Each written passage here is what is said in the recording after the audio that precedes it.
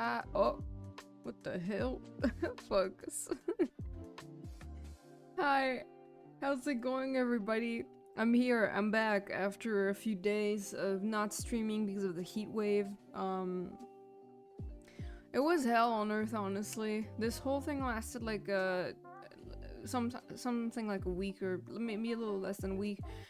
We had like the worst temperatures known to man. Nah, I'm joking. It wasn't like, I mean, there's been worse, but it was really bad. I could feel like the 40 degrees Celsius on, I think it was Thursday. Yeah, Thursday was like the worst of them. But the problem is that no matter what I did to like, try and like cool down my apartment, it wasn't working.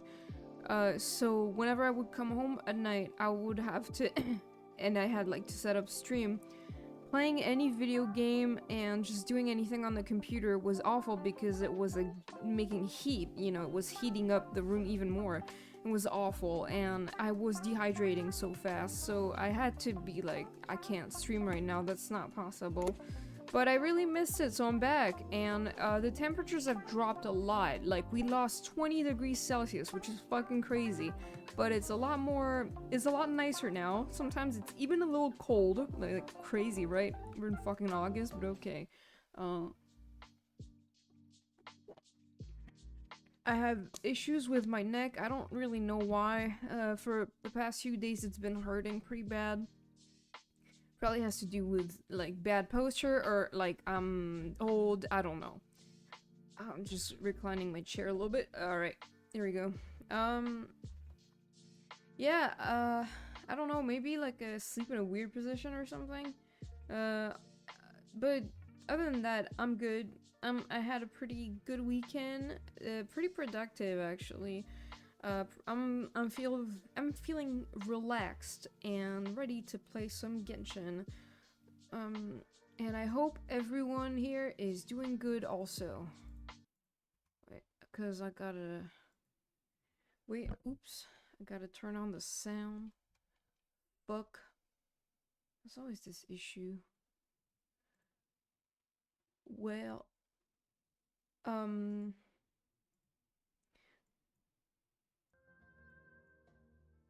so what I plan on doing today, I'm in Sumeru right now because I wasn't doing my dailies. There's no such thing as pure freedom in this world. Even the wind cannot blow on forever. So yeah, last time I played, I accidentally started Lyney's story quest, so we're gonna do that now. Sorry for people who missed the beginning of it. I don't even remember what happened. It was something about like a magician or something. Hi Rob Boar, how are you? I'm good, thank you. What's up? How's it going? Okay, what am I doing? Alright. The Phantom Thieves. Is there a connection between Phantom Thieves and magicians? Interview Lyney about the Phantom Weasel's reappearance. Right, that's like the thief.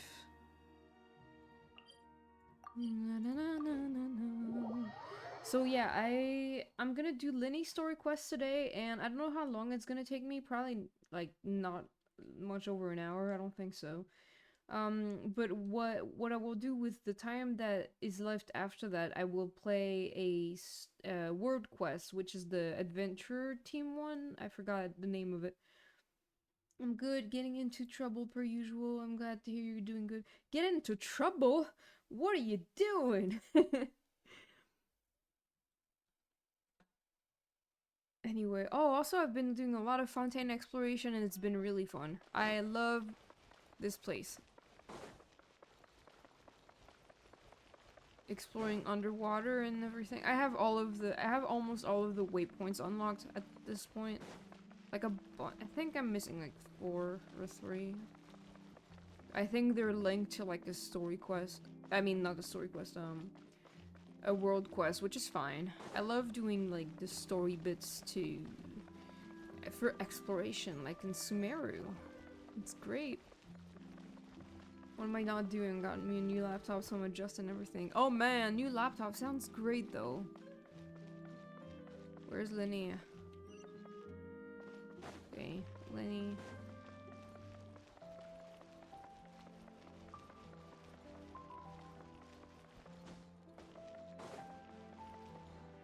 Ugh.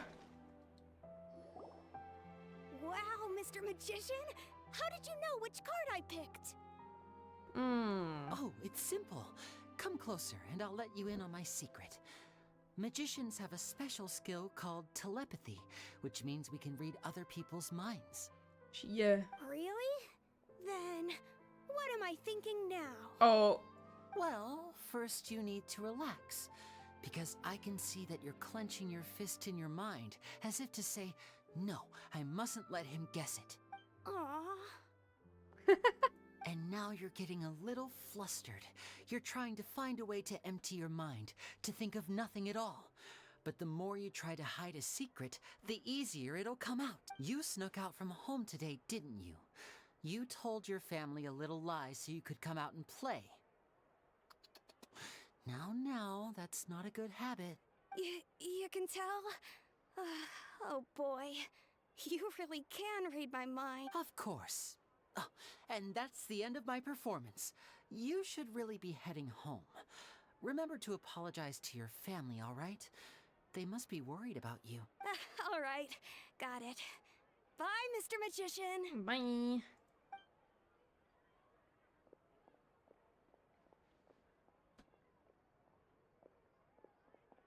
Hey. Hey, Lyney? Why, hello. We meet again. Are you looking for me? What's the situation? What's the fucking Why situation? don't you guess, Mr. Telepathic? I'm the motherfucking manager. Oh, please. You didn't believe that spiel, did you? The power of telepathy is quite beyond me. Man, Paimon, you stupid or what? I'm sure that child would beg to differ. Seemed like you were right on the money. That was nothing more than a little trickery. I made an educated guess based on his micro-expressions. That, plus the fact that he was the only kid here without his parents, and he looked as guilty as sin. He made it easy for me. Yeah. You guys, on the other hand, let me guess. Don't tell me you're here for the Phantom Weasel, are you? I mean, he was hearing us. He was like right above us. Wow. Got it in one. Is this more of your trickery at work? Ow, ow, ow, ow, ow, ow. Wait, really? No trickery this time. It was pure luck. His warning letter's been the talk of the town, so I figured that maybe you were asking around about that. Especially because Charlotte's here, you know. Bingo! I plan on writing a column reporting on the latest news about the Phantom Weasel. So, Lyney, what are your thoughts on this infamous thief's reappearance? To be honest, it makes me angry. Engie. Angry? Why? Because does it give a bad reputation to magicians or what? You read his letter, right? The Phantom Weasel claims he's planning something in 3 nights' time at the Opera House. Oh. That's the night I'll be performing there. Right. Huh. What are the chances? Wait a minute, you don't think he's after you, do you? Well, if he is, then his warning is clearly a direct challenge to me personally. And if he's not, then it's still going to be a huge headache for me. The Sorry. mere mention of the weasel's name is enough to scare people off. So once the contents of that letter get out, barely anyone will be showing up to watch my show. But I've been preparing for this for a long time. I'm not about to let him ruin my big day. This leaves me with only one choice. I have to expose the Phantom Weasel's identity before the show begins. Really? So what you're saying is, we might get to see a live duel between a famous magician and an infamous thief? Wow, this has exclusive written all over it. To be honest, I'm not sure if I'll emerge the victor. The Phantom Weasel is a notorious crook, infamous for his inscrutable methods. You're being far too modest, Lyney. I think your magic tricks are even more inscrutable than those of a thief. Thanks for the compliment, though I have to say, I don't care much for the comparison. A lot of people liken magicians to thieves because we both have the ability to make things disappear without the person noticing. But there's an important difference that these people overlook. Allow me to demonstrate with a quick magic trick. Ooh.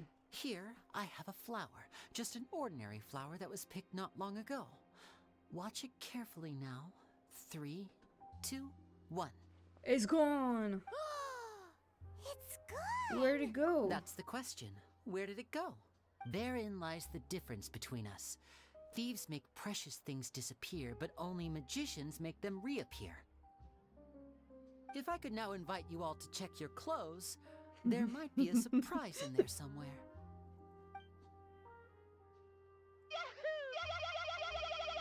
Hey!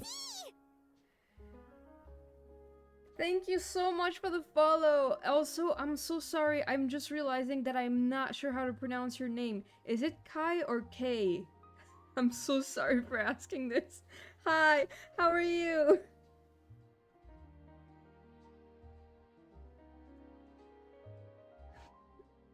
Huh. It's like the letter K. K. Okay, K. Okay, well, hi. Thank you so much for joining. How are you? I'm doing Lyney's story quest. But how? You haven't moved this whole time! Oh, flower. What an outstanding trick! Sorry, Lyney, it seems that my previous praise was woefully inadequate. Clearly, magic is the superior art form to theft. It's 3 a.m., but I finally made it. Oh my god, yeah, I do stream like super late for you. Oh, yeah, because it's like 9 p.m. for me. Oh, I'm so glad though. Thank you so much for joining. I really appreciate it. I hope you're not too tired though, because 3 a.m. is like really late. Don't worry, I didn't take offense. I just wanted to take the opportunity to perhaps change some of the preconceived notions you might have about magicians. Since Caesar's Hi, death, Lyney. a lot of people associate magicians with criminality. It can be quite frustrating. Caesar. I can't sleep. Oh, that's fair. I can imagine. Coming back to your trick just now, might I presume that you are well versed in floral symbolism? Oh? For example, magicians often use rainbow roses in their flower-related performances to represent passion and romantic encounters. But you used a Lumidu spell, which, if I'm not mistaken, allude to separations. I'm curious to know if there was any deeper meaning behind this choice? Impressive knowledge. It's no wonder you're such a successful journalist. But I'm afraid I don't know the first thing about floral symbolism. I'm just in the habit of using Lumidu spells in my magic. I will also bite him. It sounds like something I should look into, though. I'll buy myself a copy of Fontaine's Floral Language Facts when I have some time. But it'll have to wait until this phantom weasel business is behind us. Okay. Well noted. In that case, this brings us to the end of our interview. I, for one, am looking forward to the final showdown between you and the thief. Please feel free to get in touch to update me on any further developments.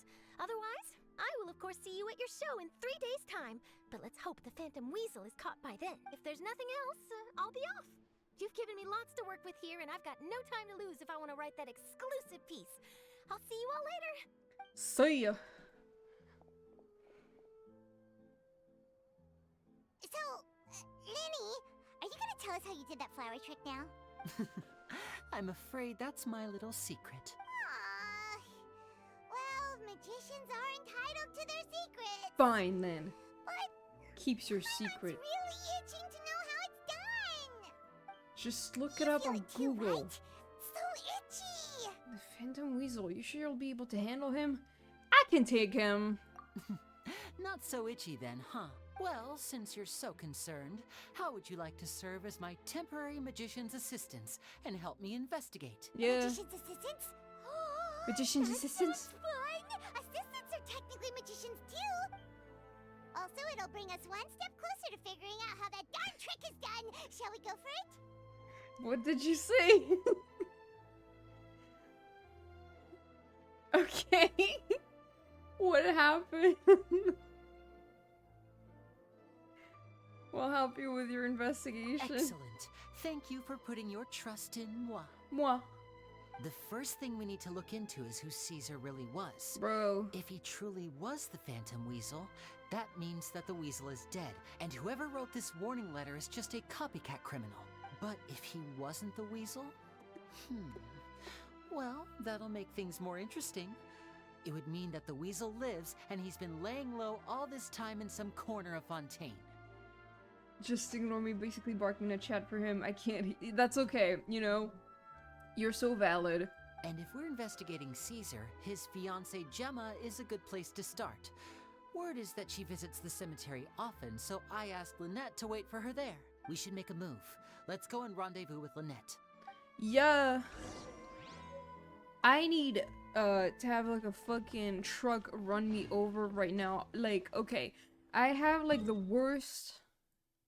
I don't know if I can really call it the worst because like I've been in worse pain, but like for the past few days, I just has like this pain in my neck and my jaw, and everything is just sucks. It all feels so stiff, and I need to go to a chiropractor. You know those chiropractors on TikTok who make you fucking like they make all of your body pop like you're some kind of machine gun, and I'm just that's what I need. And then you have those guys who like make parodies of their videos where they're just like breaking a door and there's like, okay, you're gonna hear a pop and there's just the entire door breaking. Oh no, I have to stop laughing in the cemetery. Lynette! I'm scared of those body poppers. Well, basically that's what I need right now. I need that so bad. You took your time. Sorry, I bumped into the Traveler and Charlotte en route, and we ended up chatting for a while. It's been a while, Lynette. Hi, Lynette. We're working as Lyney's temporary assistants in the investigation of the Phantom Weasel. she turns to him like, what? Thank you. It's good to have you helping. So, what's the situation? Have you seen Gemma? Nope. I've been here a while, and she still hasn't shown up. How bizarre. Maybe it was bad intel. Why would you go and bother a grieving woman? Well, we won't get anywhere by standing around waiting. Traveler, Paimon, let's go ask around. This cemetery is kind of pathetic. Ooh, there's a thing. The wind Where? rises. Where? I'll come back for it later. What am I doing? Ask around to the guys at the cemetery?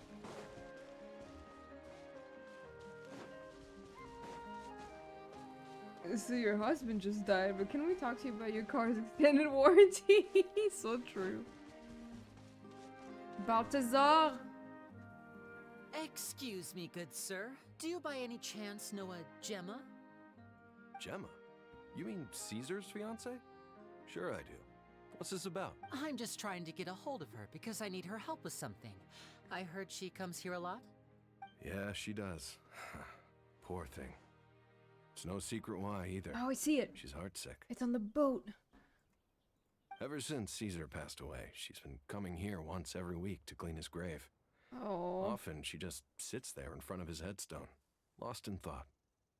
Sometimes she talks to herself. I asked her what she was doing once. She said she wanted to speak to him again. She knows he's gone and can't hear her from the grave, but she just likes to spend time there, telling her fiancé all about how her life is going. And she's been doing this ever since Caesar passed away? Oh, so 10 years. Wow. Their love must have been really strong. I'll bet. Caesar's reputation fell apart after his identity was revealed, so no one else visits his grave. Gemma's the only one who still thinks about him after all these years. I don't know if the mind lives on in the waters after death, but if it does, I'm sure Caesar must be grateful to have someone who remembers him fondly. No! If I'm honest, I think this is all so unfair to poor Gemma. Her fiancé was a low-life crook. He doesn't deserve someone like her. Come on, man. Anyway, all of that said, she's running later than usual today. Normally, she'd be sitting in front of his grave by now. I wonder if she's okay. Well, that's everything I know, I'm afraid. You might have more luck asking some other people. All right, well, thanks for sharing all of this with us. We'll keep asking around. You're welcome. I just hope she'll be able to move on one day. I mean, it's been 10 years. I don't know. I don't know. Cassia and... Did you hear the news? What? They're saying the Phantom Weasel's back. You're kidding. Wait, isn't he dead? I feel like that's bad etiquette to, like, gossip at a cemetery, but I don't know. I don't know anymore. All sorts of news flying around nowadays. I can never tell what's true and what isn't. But what if, just hypothetically, I mean, what if this weasel's the real deal and Caesar was framed? Called it. Seriously, 10 years ago, on the day it all went down, I said to myself, you know what? This guy's been set up. The Caesar I knew was a good guy. He gave balloons to children on the street, for Pete's sake. What, are we supposed to believe that he was a balloon thief or something? Give me a break. Serious crime. Oh, please. Weren't you the one cursing his name to high heaven when the police announced the news? You were all, that gosh darn lousy son of a, you think you Son know of a God," bitch! or words to that effect. Why are these people even there? Like, look, hold on, Mom, the dead criminal's apparently back. Hold on, Mom! And she's not moving, she's just in her coffin. Wait, did Yeah, I say okay, no problem. that? I don't seem to recall. Okay, no, sorry to interrupt. Hello there. Sorry for disturbing you, but I couldn't help but notice you were discussing the Phantom Weasel. In a cemetery? We're actually quite interested in this topic as Oh, well, well, but we're fuck. struggling to get to the bottom of it. Do you think you could spare a moment to tell us a little bit about Caesar? You've come to the right people. Yep, I was there. Back when Caesar used to perform magic tricks on the street. He was a great magician. The best trick I ever saw him do was pop a transparent balloon, only for a whole bunch of doves to fly out from the inside. Wow. I was right up close and didn't blink or look away once. But for the life of me, I still don't have the faintest clue how he pulled it off. Really incredible stuff. I saw him perform too. He always used to bring some gifts along for the kids who came to watch his show, and he'd hand them out after he was done. Ow, ow, ow, ow. Every time I turn my head to the left, I just suffer horribly. Sometimes he even got the kids to write their wishes down, and then he'd make the items on the wish list appear in his next show. Huh. He doesn't sound like such a bad guy. But after he died, there were also rumors that he used the wish list to find out what was precious to people, with the intent to steal it later. That just sounds stupid, I don't think. As I'm sure you know, the Phantom Weasel would steal just about anything from anyone. Whatever the case, now that the weasel is back, Caesar's become a hot topic once more. I bet Gemma must be pleased. If Caesar's name gets cleared, maybe it'll finally give her some solace after all this time. No, speak of the devil. That's her over there. If you've got any more questions about Caesar, she's definitely the one to ask. Are we not gonna leave her alone? Can make things worse. Does warm compress help? Well, I don't have one right now. I should probably go to the pharmacy tomorrow or something. But I probably do need to see a chiropractor or something. The thing is, like, I have so many, like, medical appointments to make, and I'm just like, every time I try to call them, they just don't pick up the phone. It's really fucking annoying. So I'm like, I'm just in my pain. So that's Gemma. Is it just Paimon, or does it look like something's wrong? Well, Wait, it looks like she's injured. Come on, let's see if she's okay.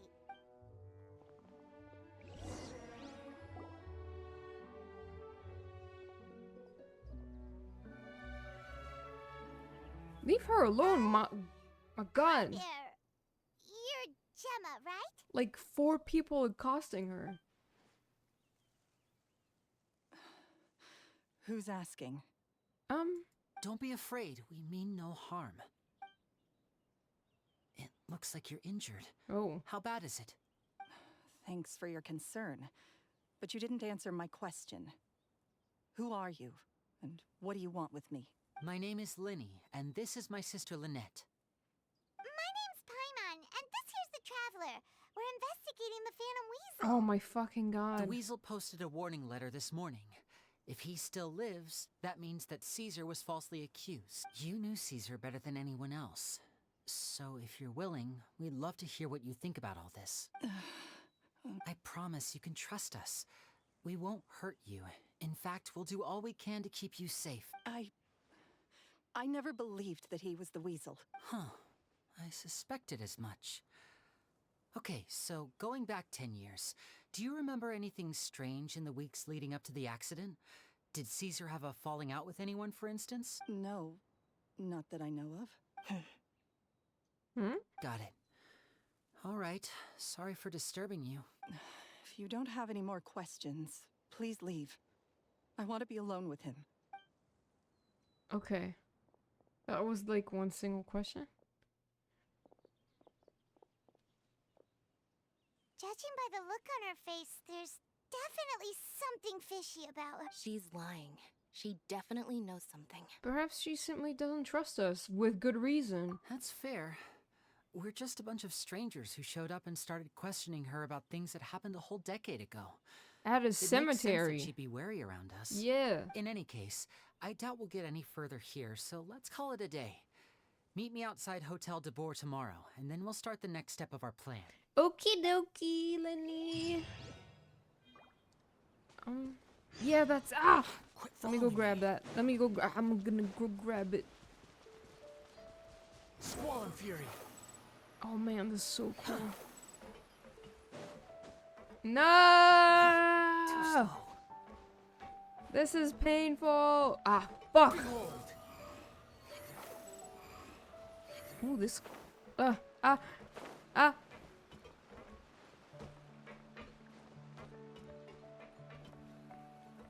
Can you imagine how much more brooding Scar would be at Kazuha's grave? Hate it here. I hate it here. I got it. I got it. Okay, and now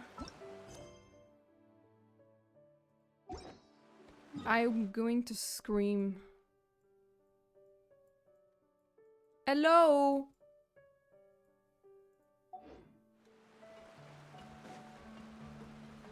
Wait till next morning, okay.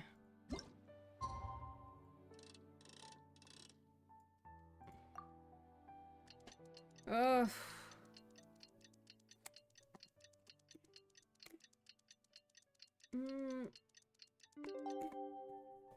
I don't know, maybe I'm just dehydrated. Maybe that's why everything hurts. But I keep drinking.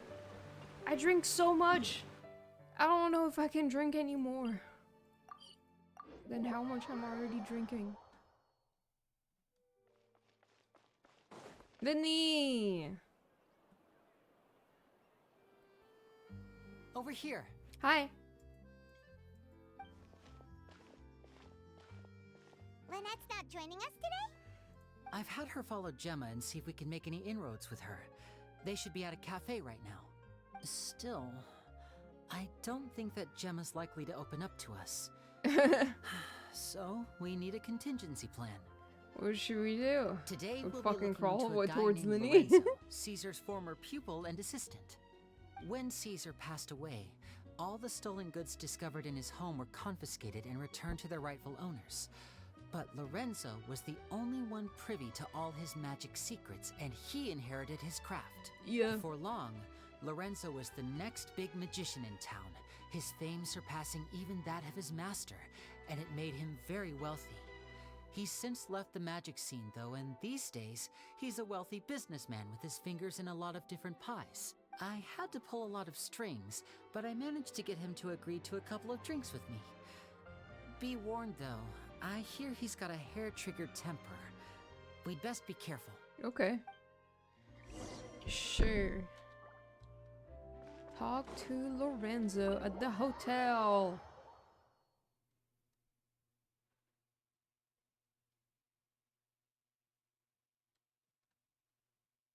This place looks amazing.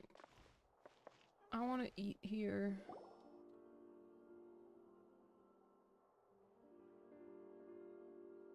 You neglected to mention that you were bringing 2 other people with you. Shut up! My apologies. These 2 are my assistants. When they heard that I was meeting with the former magic maestro himself, they begged and pleaded with me to bring them along. Okay. And if it's no trouble, a couple of autographs would really make their day. Oh, forget the pleasantries, just sit.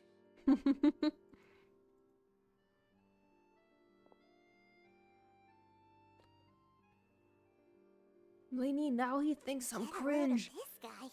Forget the pleasantries, he says, but he looks pretty happy about Lyney stroking his ego. I only agreed to meet since we're both magicians. Do me a favor and cut to the chase. I have more important things to do than drinking.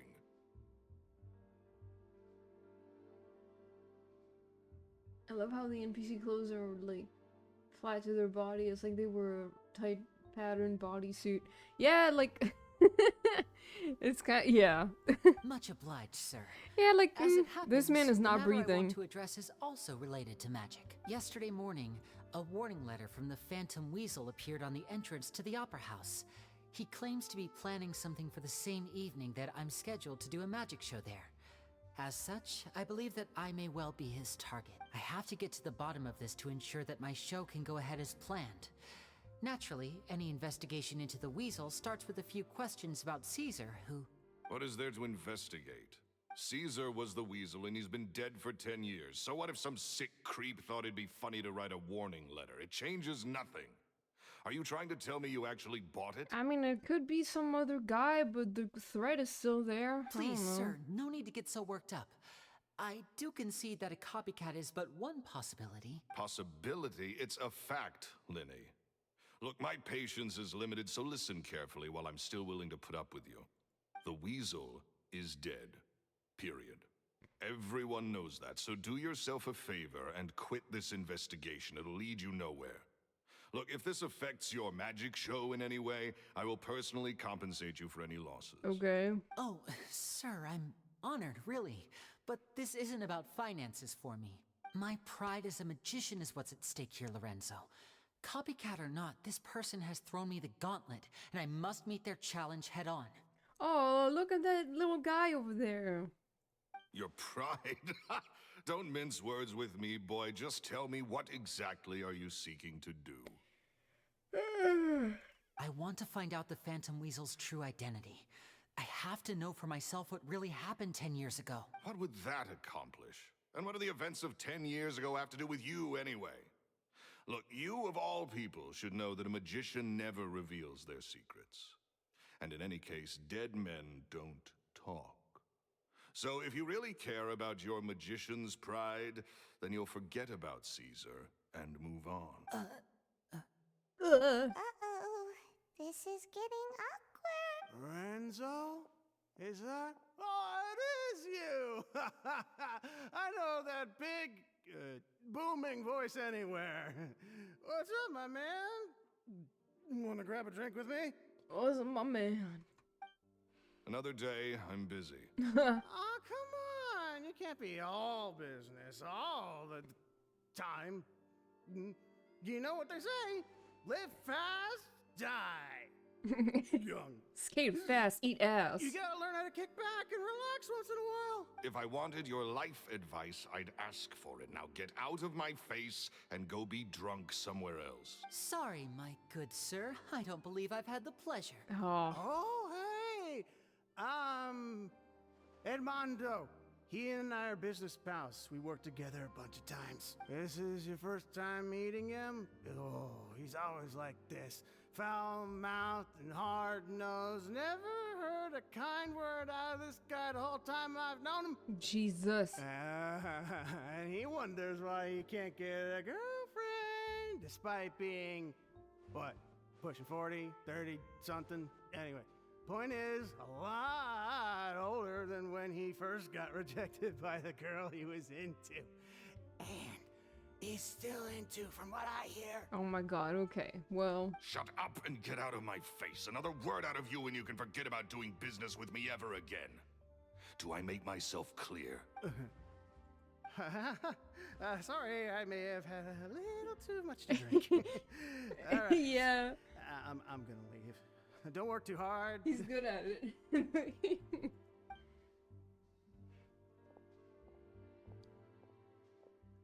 I think it's high time I made a move as well. If you really want to investigate this, Lyney, be my guest. Bye. But if nothing good comes of it, don't say I didn't warn you. Alright, bitch, we get it.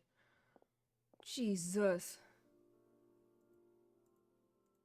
Well, that fell to pieces in a rather spectacular fashion. Any thoughts? There's something strange about him. I don't like it. I don't like him. His vibes are rancid. What about compensating you for your losses? Why would someone you just met make an offer like that? He's gotta be hiding something. And not like Gemma. She was a little suspicious, but this guy's definitely covering something up. I think so too. We need to look into Lorenzo more closely. That guy Edmondo seems to know a thing or two about him. He only just left. Let's see if we can catch up with him. Okay.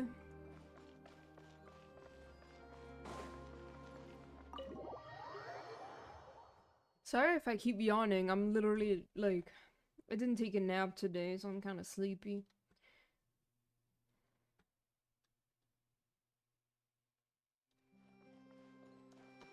Quit following me.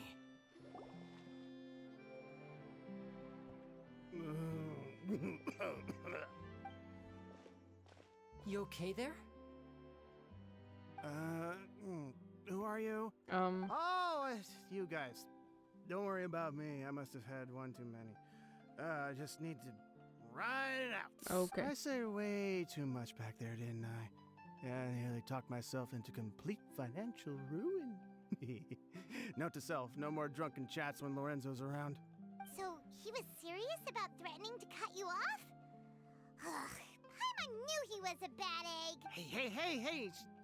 Keep your voice down. Don't go prying into Lorenzo's personal affairs. Bad things happen to people who ask too many questions. Or make an enemy out of him. What kind of bad things? Don't even ask. I'm sorry. I'm gonna have to cut this conversation short. I'm not crossing that line again. And take it from me, trouble with Lorenzo is one thing you don't need in your life. You saw him flare up back there. I don't know what you said music. to him, but I love this it touched music. a nerve. That's not a good sign. You're too young for this. Don't get in over your head. I'm leaving. Oh my god. And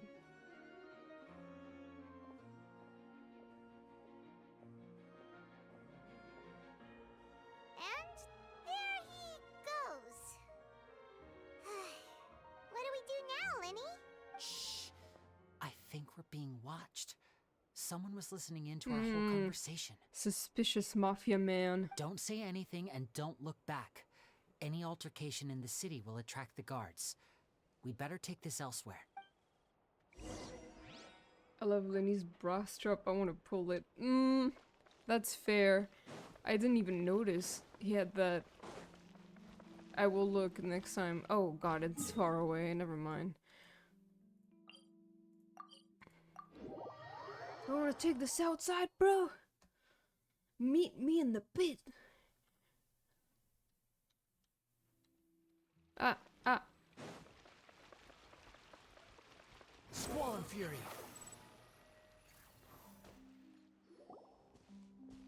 Oh, he does. Okay. You followed us a long way. What Why the don't you fuck, come out and man? introduce yourselves? Like, the more I look at Lenny's outfit, the more I'm like, why is he such a whore? You know? God damn. Oh my god. So you're Lyney. And where's your sister? Oh, Ain't she with you that's today? literally the fucking mafia. That's so funny. Smooth face Pacino. Save us the trouble and go fetch her for us. Let's not drag this What do you out. want with her? Paimon doesn't like the tone of your voice, mister! Who sent you, huh? Save your questions, missy. You ain't gonna need answers where you're going. Capiche? Oh my god. Looks like we can't avoid this fight. Now, I'm not the strongest fighter, so I hope you're ready to back me up. Don't worry, we Bruh. got this! Okay, the mafia. Oh wait, I can... Ah! I'm not good at playing with archers. I'm really not good. I'm trying though. What the hell? Oh my god, I suck at this. Aiming is like, I'm really bad at it. Okay, well, Motion to compel. Curses. They're tougher than we thought. Vision wielders are always trouble. Intimidation ain't gonna work like it did on the lady. playing with him recently made me improve. Well, he does look fun to play. And the lady... Come on, let's scram! Okay, mafia guys. We ain't through with you yet! Oh, they got away! Did you catch what they said just before they left? Something about intimidating someone else. Sounds like they just wanted to rough us up as a scare tactic. And they've already done it to someone else, but who? Okay, Pajama? You're right. She was injured when we saw her yesterday, and she acted like she had something to hide. Maybe she was too scared to tell us the truth because those guys had threatened her. I mean, again, we had just met her and we were asking about her personal life. Why would she trust us? Well, if that's the case, she should be more willing to open up to us once she learns that those thugs won't be bothering her anymore. Let's head back to the cafe and see if we can get any information from her. Okay. There is something over there that I want. You have something that I want. The wind rises. E.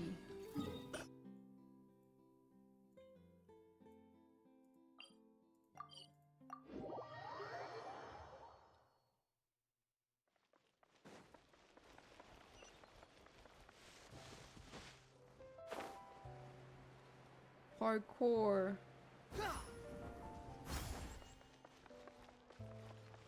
Lynette.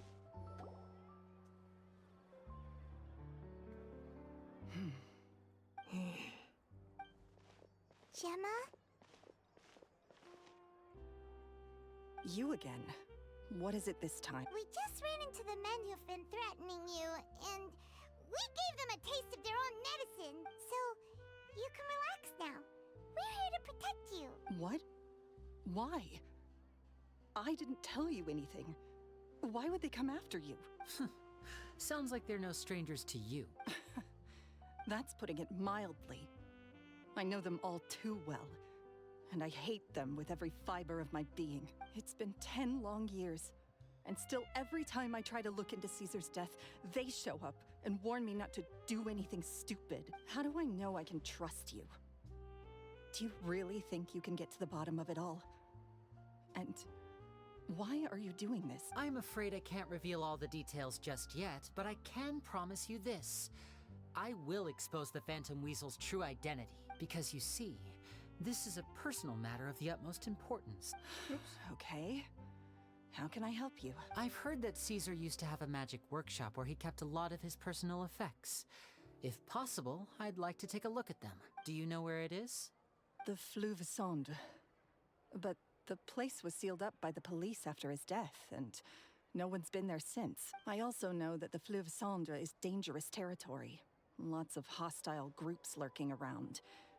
If you're serious about going there, Dude, this is like please be careful. This is like the coolest place in Fontaine. There's no one dangerous down there. Understood. Lynette, you stay here and take care of Gemma.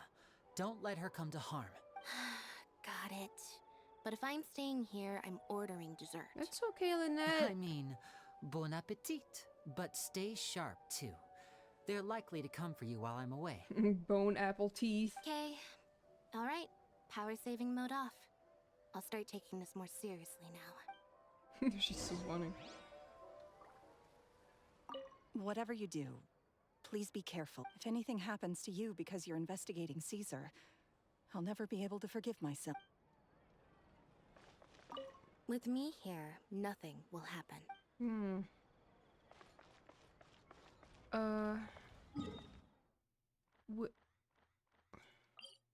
Yeah, that's it.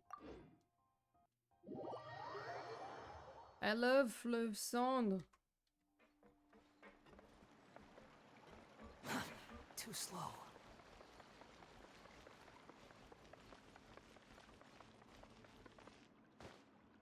What's that? Oh, shiny? Oh, money. Whoa. Move out the way, goddammit.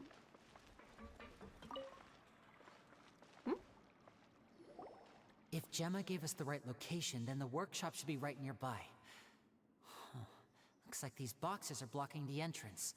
Let's shift them away first. There we go. It should be just down here. Oh. We're going in the sewers.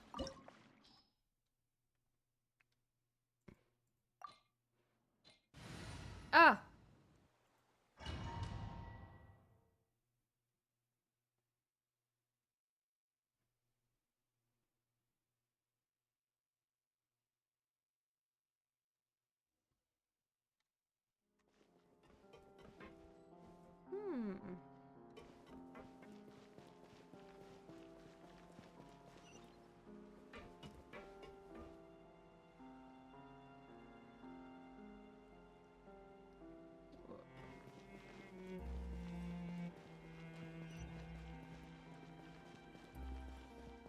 Oh, I love this music. A lot. What's that? Ah! So this was Caesar's workshop. Nothing suspicious here, just normal magic props. Let's head in further. Ah! What was that? Oh, is this one of Caesar's gadgets? Guess we must have triggered some sort of device. Did it work?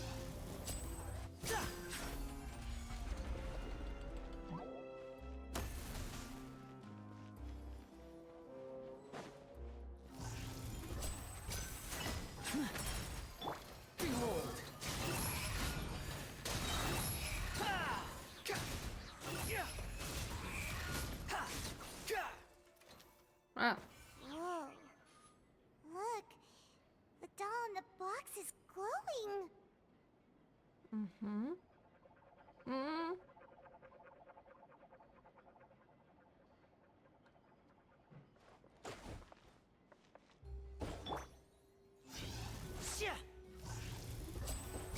There's something written on the card on this doll. Let's take a close. It's like a little dove. I want a robot with cool powers. You need your parents' permissions to own a pet, and you also need to take good care of it. I've brought a fluffy toy dove for you this time. If you're ready to own a pet, I'll make a real dove appear for you next time. Oh, that's cute. And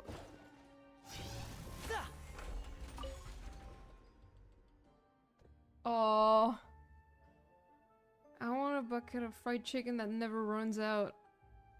That he got like a giant fucking robot. I'd like a new bag. There's no such thing as fried chicken that never runs out, just as there's no such thing as children who never grow up. Also, eating too much fried food is bad for you. Make sure to pair it with something healthy like a salad, alright?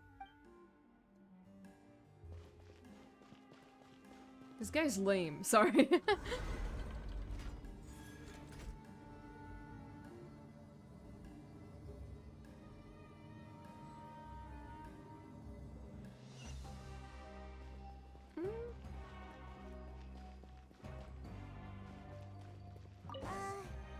These magic boxes are moving.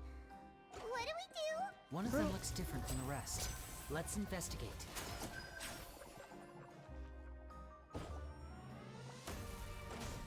Huh?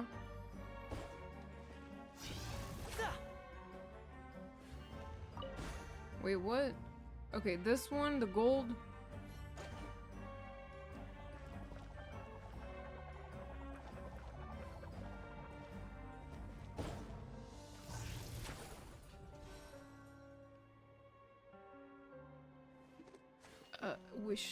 Wish list. I wish my parents would get back together. Oh my god, what?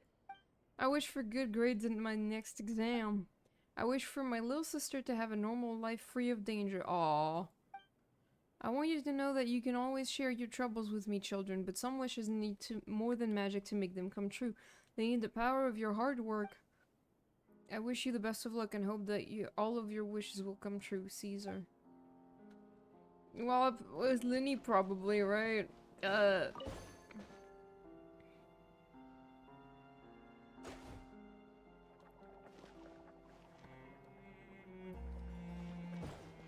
think it's this one. No? Ah, because it went behind the wall, so I didn't see. Maybe Got not? it. We're supposed to find the box that lit up at the start, right? Yeah, okay, There should be I got another it. wish list inside. Let's keep trying. But it went behind the thing, so I couldn't see where it went. But what? That's the one I hit. Bitch.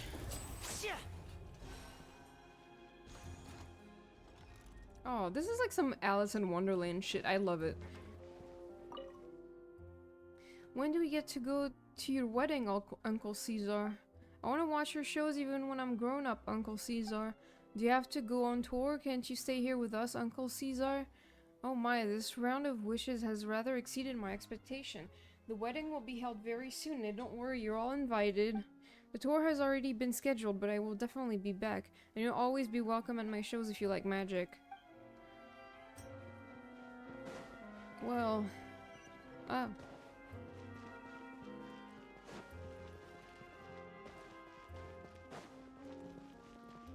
This place looks cool.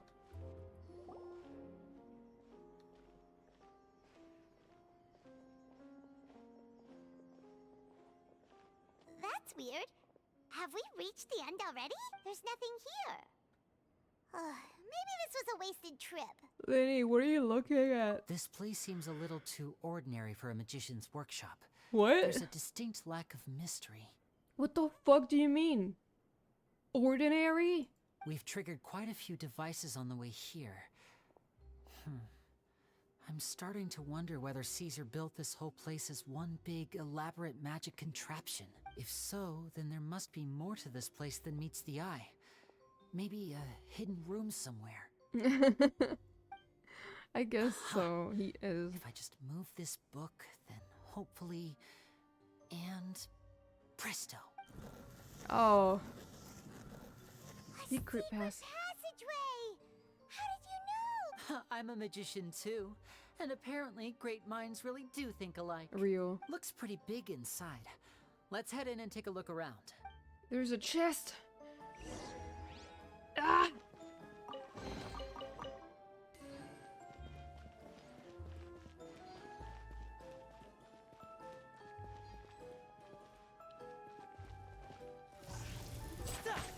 And voila! One with nature. The wind rises.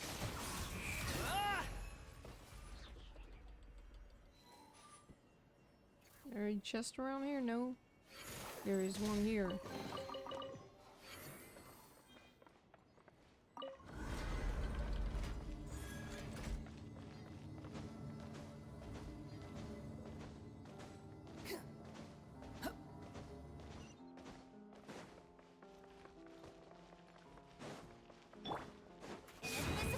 My god. Rain outlines your fate. Rain cutter, know my sword.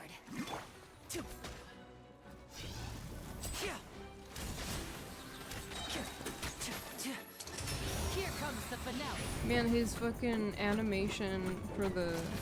It's so good.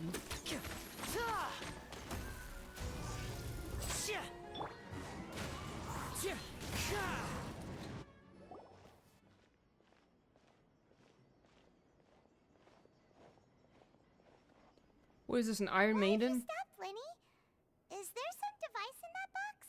Huh. It just looks familiar somehow. Let me check this out for a second while you guys go on ahead. If anyone makes a major discovery, let's rendezvous here. All right. See you in a bit. Why would we split up? This is such a weird place. This is just like how horror movies start. You freak. Too slow.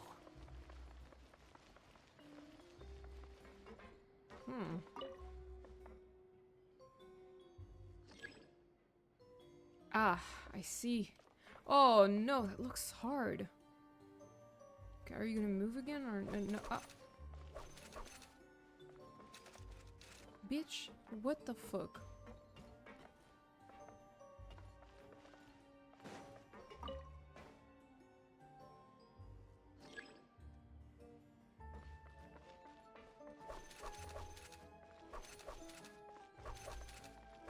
Oh, this is not gonna work.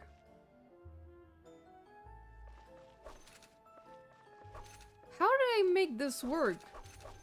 I really cheesed. I mean, I didn't do it. I thought I cheesed it. My bad. I'll have to think about it.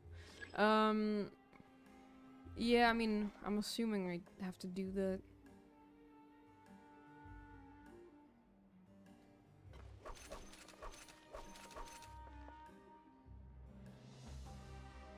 No, it's not gonna work because I activated that one. Or unless... Nah. I think I fucked up.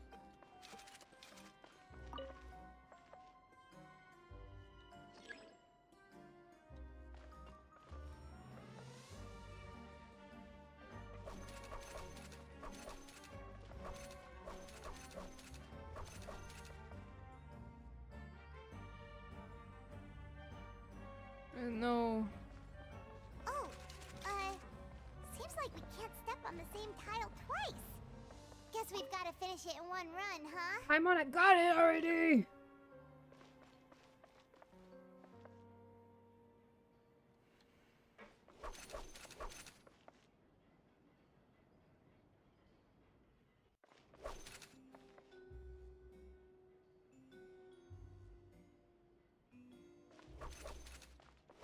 No, fuck. I'm really bad at these.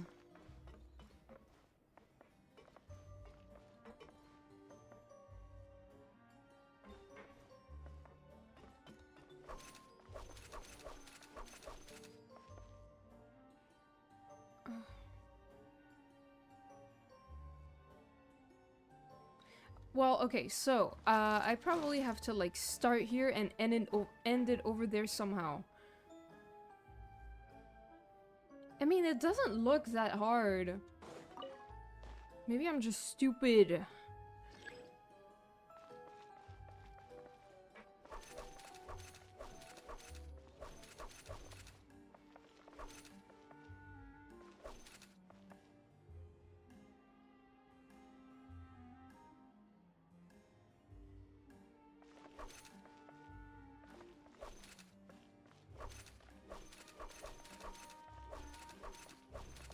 Yay!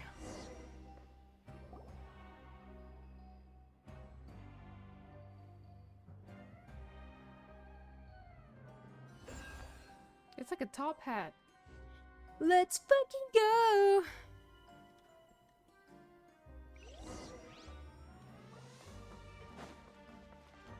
Quick, fall. Wow! There's a hidden room here! Looks cool. The diary. This book's thick as a brick! Let's take a peek inside it, shall we? Okay. About the wish lists. At one of my shows a few days ago, a child asked me how I pulled candy out of my hat. As a joke, I told the kid that the hat has a built-in wish-granting machine. Next thing I know, today a whole bunch of kids were pestering me to pull all sorts of things out of the hat. So I told them another white lie. The machine needs time to power up, but in the meantime, you can write your wishes down. Well, they took me up on that offer, enthusiastically. As I write this, I've only just got back from running around all over town, buying the things they wanted. Oh, wow. Boy, are my legs sore. I wound up saving very little this month, but that's not a major issue. I now have a bigger problem. How am I going to hide all these things inside my hat? Yeah. About the children studying magic. 2 children came to talk to me after today's show. Oh. I don't know why they were out on their own. They looked much too young to be unsupervised. I do That's hope they Lyney got and home Lynette, safely. probably. Anyway, they said that they wanted me to teach them how to do magic. It's not uncommon for children to ask this, of course, but I've never seen any of them as serious about it as these 2. I told them that learning magic is very hard work, but that didn't faze them at all. Oh. It's like they already knew. They seemed so committed. I couldn't turn them down. About Lorenzo's It issues. seems like something's bothering Lorenzo lately, but he won't open up to me about it. Surely he's not upset that I agreed to teach those 2 children. I'll have to talk him around. I have a good feeling about those kids. They're naturally talented, and it seems like they're not new to the world of magic. They have all sorts of fantastic ideas. All I'm really doing is helping them develop a more professional standard training plan. Oh. They wanted to call me master, but I told them they absolutely mustn't. Any magician worth their salt could have taught them what I have. They're the geniuses here. Compared to them, I don't deserve to be called any sort of master.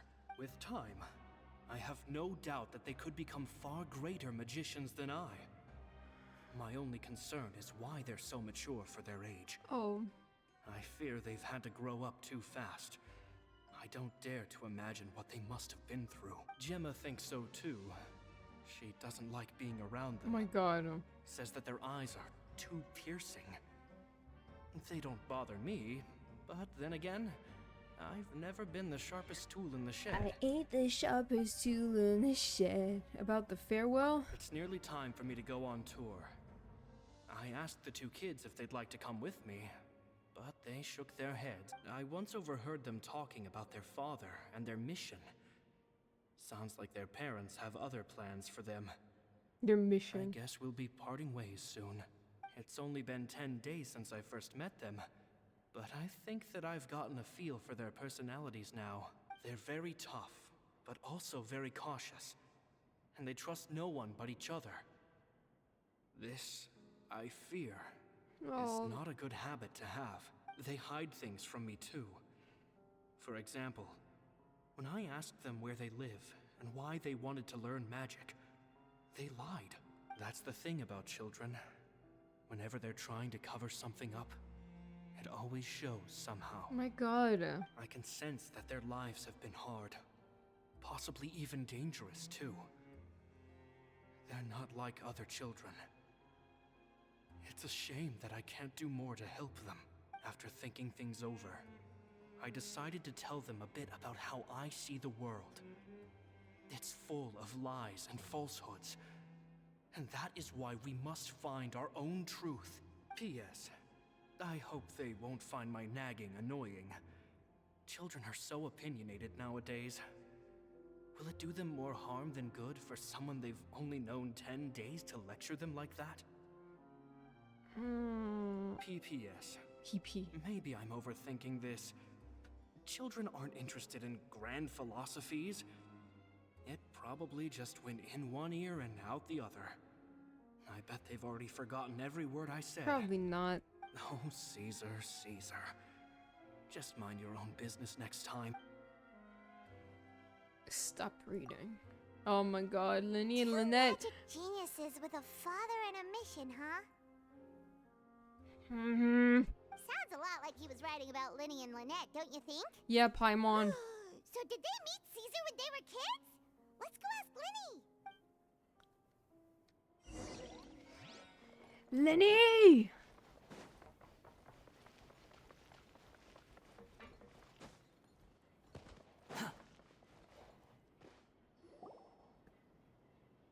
Lyney? Shh, hold that thought. As I expected, there's a lot of fishy things going on in this place. Yeah. Fishy? Uh-oh, what have you found? All in good time. Before we go over our new leads, I want to tell you how a high-altitude escape is performed. First, the magician slots themselves into a magic box in full view of the audience. The box is then suspended high in the air, and a short while later, the base automatically opens. At this point, a dummy will fall out of the box, but it looks real enough to grab the audience's attention, and they start wailing and screaming. Meanwhile, the real magician, who has by now blended into the crowd, waits for a good moment to make their appearance and put on a hysterical performance. Oh no! Is that me? Did I just fall to my death? Okay. Very vivid description. Paimon can really picture it. And then what? The audience's gaze then turns to the magician, and by the time they realize what's happened, the dummy has vanished, as if everything that just happened was some sort of shared illusion. It's the drama of it all. Of course, that's just how I think the process should work, theoretically speaking. Theoretically speaking, what do you mean? The inventor of this trick never performed it successfully. When the box opened, Caesar was the one who fell out, and not the dummy. What the fuck do you mean? He fell right to the ground from the highest point of the opera house. No one could hope to survive that fall. Not without a vision, at least. And no one else has ever attempted this trick since. What? My understanding of how it works is just based on what I could gather from his notes and the relevant gadgets here in his workshop. So Caesar's famous high-altitude escape has never been done, huh? Paimon was about to say how cool it would have been to see it in person, but if it's that dangerous, it's probably for the best that no one else tries to do it. Wait a second. So if a dummy's supposed to drop out of the box, then where does the real magician go? How does he get out? Glad you asked. That brings us to the secret of said box. This box right here is the one that Caesar constructed himself to use in the performance, and it's not as simple as it looks. Inside, there's a device that only the magician himself would know about. Once the magician's inside and the box is lifted up into the air, the audience's view of the box is fixed at a certain angle. Yeah. From where they're standing, they have a clear view of the front, sides, and bottom, but the back and the top are now no longer visible. Okay. At this point, the magician presses a button inside the box, opening a secret door out of view. He then escapes through this trap door onto the opera house roof, waits for the dummy to fall and distract the audience, and quietly returns to ground level. That's way simpler than Paimon imagined. Even Paimon could probably do it. Well, there's a little more to it than that, of course. The hardest part of this trick is controlling the audience's mood and reactions. That takes an exceptional degree of showmanship. There's the falling dummy, the miraculous reappearance, the pompous performing. Maybe the magician would even have themselves tied up before it begins to strengthen the impression that there's no escape. Oh, wow. Okay. Many days and nights of careful research and painstaking practice would have gone into this, all culminating in a performance just a few minutes long, but one that still manages to transform the shock and grief of a tragic accident to the joy and laughter of a mesmerizing magic trick. Caesar was a highly accomplished magician. But unfortunately, even he didn't manage to pull it off. I feel like he was sabotaged, maybe? So, how did it go so wrong? You said you found some fishy stuff here. Have you figured out what really happened? I can make a pretty good guess. I looked into the case files. The magic box Caesar was using at the time of his death had the secret button I mentioned positioned on the right-hand side. And sure enough, he always used his right hand as his dominant hand in public. Okay. Nothing suspicious there. But here's the strange thing. Most of the devices in this workshop have the mechanism on the left-hand side, including this box right here. Which leads me to believe that Caesar was in fact left-handed. I'm not sure where you're going with this. Why would Caesar pretend to be right-handed? Because a magician can't afford to have their most basic habits stand out too much. People naturally focus their attention on the most important details of the task or situation at hand. But a magician needs to be able to redirect an audience's attention at will, so as to avoid arousing their suspicion. The essence of magic is getting people to believe a lie. If even the truth raises eyebrows, the falsehoods become all the more difficult to mask. And so, Caesar trained himself to use his right hand to align with his audience's expectations. Great magic always requires sacrifices. Okay. But in his most stressful and nerve-wracking moments, and when no one was watching, reflex would kick in and he'd use his left hand. That's why he set his gadgets with the mechanism on his left. Okay, maybe someone exploited that fact against him? Exactly. I think that's likely what happened. Caesar would have been under a lot of time pressure during the escape. He'd have had mere seconds to open the hidden compartment, retrieve the dummy, then open the secret door and make a swift escape. But I'm sure he was confident. He would have rehearsed countless times to the point where it was second nature. He'd barely need to think about what he was doing because muscle memory would guide him through. So he opened the compartment, took out the dummy, checked everything was in order, and then went to leave. With his left hand, he reached for the button, and suddenly, his heart skipped a beat. Oh my god. It wasn't there. Okay. Much like when you reach for your keys but find your pocket empty, his mind needed a moment to process what was going on. Okay, the fucking dramatic blur. Instinctively, his left hand would keep feeling around for the missing button, maybe for another second or two, until the bottom of the box gave way. With the stakes being as high as they were, just a 2-second delay cost him everything. The authorities would find nothing suspicious and conclude that his death was due to his own error. The perfect crime. When in reality, someone switched the boxes! And they did it to murder him! But how would they be able to make the switch without being noticed? That would be difficult to pull off, no? It would have to have been someone who knew that he was left-handed, and who could move his props around without arousing suspicion. Someone who was always by his side. Lorenzo? Isn't that right, Lorenzo? Fucking Lorenzo! You just couldn't let sleeping dogs lie, could you?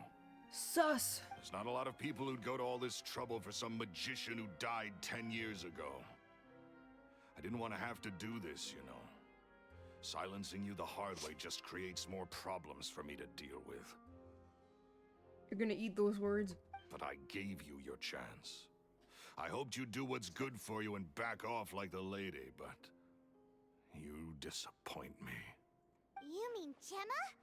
So you are the one who's been threatening her! Yes, although however stubborn she might be, she was never much of a liability. But you people, you never even knew him, but for some reason you just wouldn't drop it. Which is why you can't leave this place alive. Take them out, and make it quick. Bring it on, bitch. Do your work!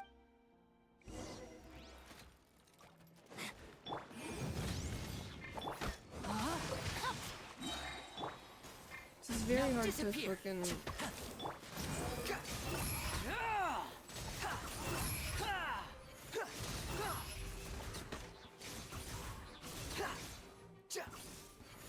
Know your place.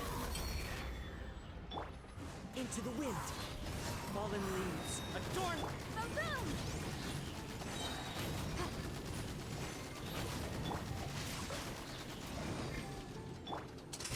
Let's get this show on the road. I don't know how to fucking do this. One with nature. Incinerate!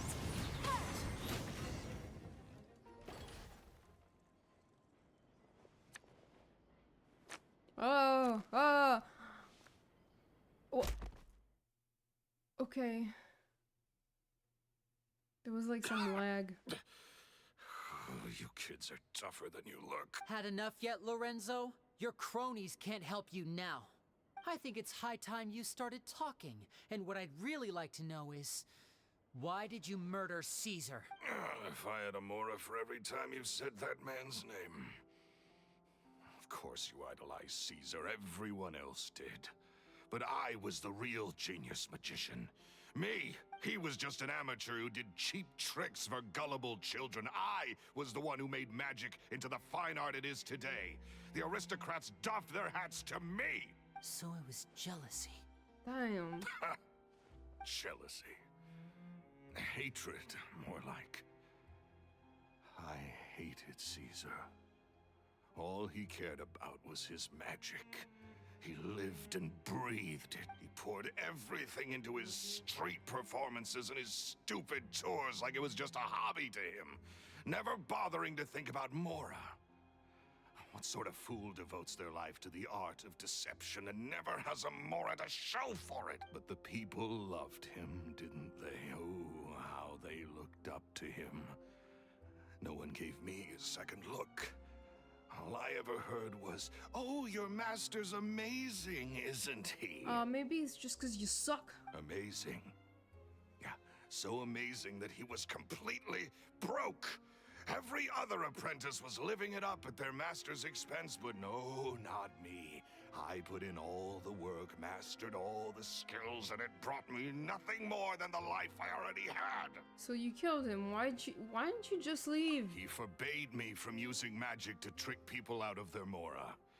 There was nothing he hated more than that. I mean, clearly. And with his reputation in Fontaine, it was too risky for me to go it alone.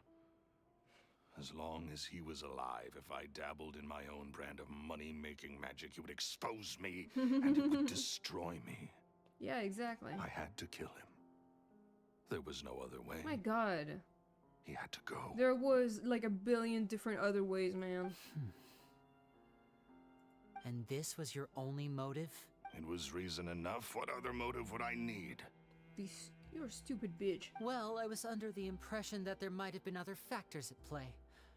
For instance, maybe you were in love with Gemma, right. but she was engaged to Caesar. The drunk guy did mention something in like love that. with Gemma? Don't be ridiculous. Guess I was wrong about that then. Next question. Are you the Phantom Weasel? I am. Caesar was so strict with me. He insisted that his way was the right way. That the sole purpose of magic was to bring joy to the world. I never bought into any of that. I was more interested in the practical value of magic. Sure enough, it helped me fill my pockets with all kinds of valuable treasures. I heard that the Phantom Weasel stole from the rich and poor, like... Oh, yeah! Charlotte told us that the weasel would steal whatever people valued, no matter how much it was worth. That's just how it looked from the outside. What would any thief want with second-rate loot? I've only ever targeted high-value items. I stole cheap things as a way of practicing my craft. It was other people's overactive imaginations that conjured up the preposterous image they then dubbed the Phantom Weasel. So that's the story, huh?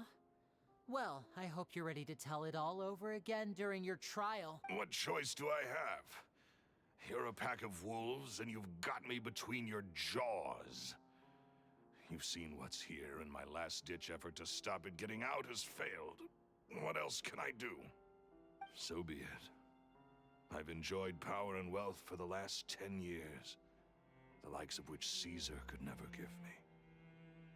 I wouldn't choose for things to end this way, but I regret nothing. This guy sucks. Very well. In that case, I'll contact the guards. Traveler, Paimon, keep an eye on Lorenzo for me. I'll meet you just outside the workshop when I'm back.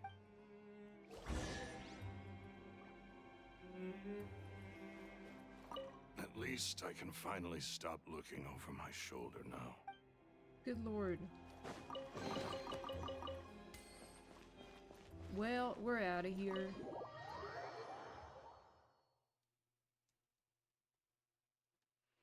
What,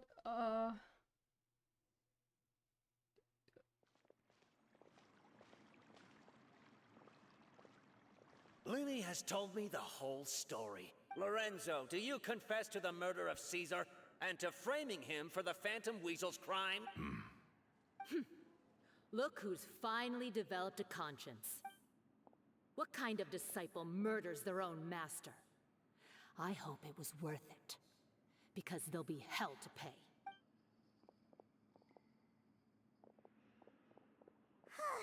Looks like it's all over. What should we do next, Lyney? Should we start preparing for your show? oh yeah. Let me think. Let's rendezvous with Lynette and Gemma first. With Lorenzo in custody, Gemma will no longer have to fear for her safety. Good point. We should go tell Gemma the good news right away. It'll give her some peace of mind for sure. Yeah.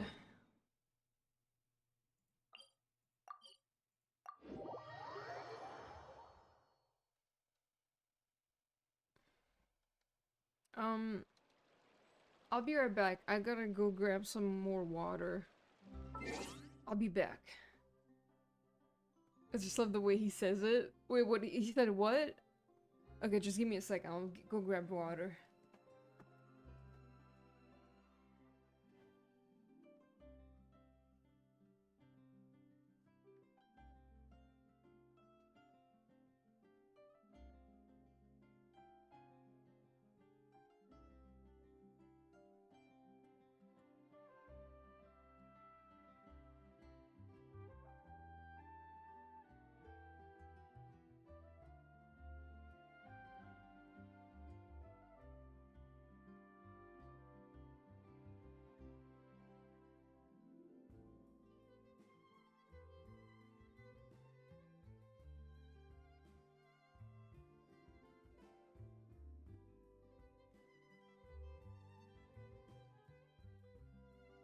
I'm back.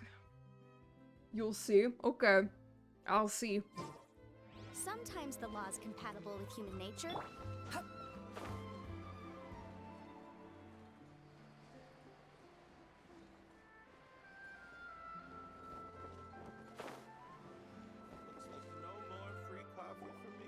Ah, you're back. Hi, I'm back. You were so quick. I've only just finished my third dessert. Your third? Lynette, come on, we've talked about this. Everything in moderation. You're not gonna have any room left for dinner now. It's fine. I'll shift to exercise mode and jog off the excess sugar. That's besides the point. Well, it's done now. But try to eat a more balanced diet in the future. Point taken. She's so funny. Did everything go okay? Of course! Lorenzo was no match for us. The guards are taking him into custody as we speak. Gosh, that's amazing. I'm sorry, I still didn't know if I could trust you, but now it seems I can. I had my suspicions about Lorenzo, but I... It's okay, we understand. He did threaten you. Paimon would find it hard to trust strangers in your position too. But you don't need to be scared anymore. Everything's gonna be okay. Sorry. My emotions are all over the place right now. I've been waiting for this day to come for so long. I always wanted to report Lorenzo. He took all of Caesar's property, which I found suspicious. But I had people watching me all the time, so I couldn't risk looking into it. I was so afraid. I was scared he'd do something terrible to me, and then no one would be left to visit Caesar's grave. So I never had the courage to speak out. Thank you all. Truly. Thank you so much.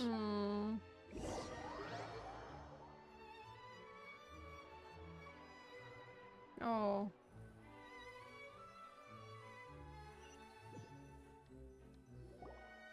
Thank you all for clearing Caesar's name. I never would have guessed that Lorenzo was the real Phantom Weasel. He never showed any signs that there were problems between him and Caesar in public. From the outside, it looked like they got along great. And to think that lowlife's been living life to the fullest all this time, while Caesar's name was getting dragged through the mud. It's a travesty. At least his soul can finally rest in peace now, thanks to your efforts. If only I'd realized before it was too late. These people just hang out at the cemetery. Balthazar, why are you here again? Who died this time? This guy just goes to every single ceremony, like every single funeral, just because he's like, oh wait, I learned that there was like a job that, what was it called? A professional mourner that the people call upon when they want someone to cry at a funeral. Maybe that's what he is. I don't know. Don't blame yourself, Gemma. This isn't your fault. Yeah, you still have the rest of your life to live. Caesar wouldn't want to see you spending it feeling guilty. Cheer up, Gemma. My brother's doing a magic show at the Opera House tomorrow evening. Would you like to come along? Yay. It might raise your spirits. This show will be a special one. We're holding it in Caesar's honor. In Caesar's honor? Really? Thank you.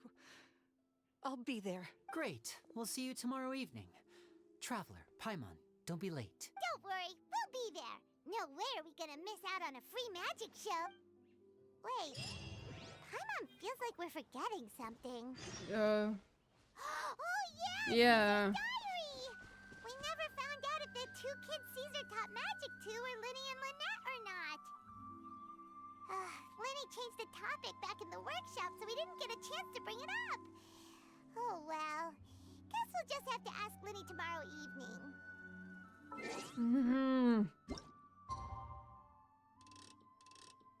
Oops.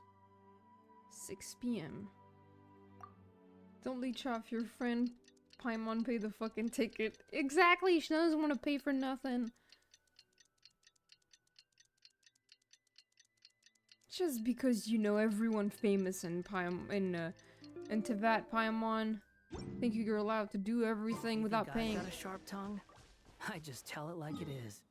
Let's go.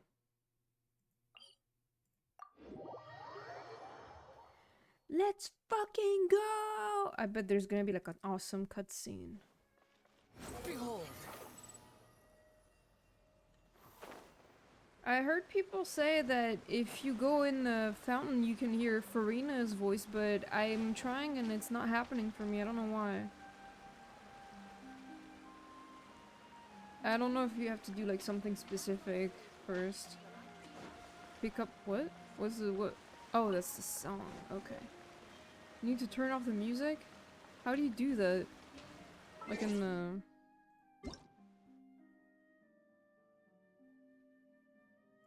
Like this?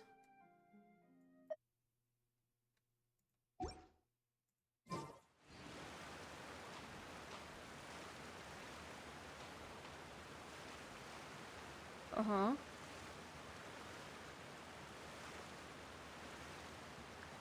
Oh, okay, so even like the sound effects. Okay. S effects volume.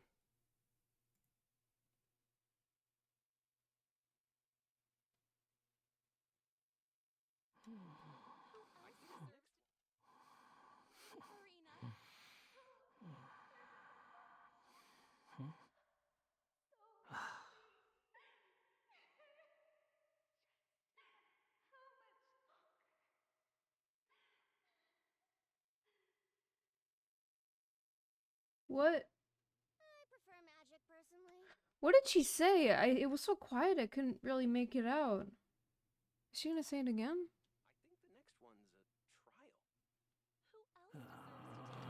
Shut up.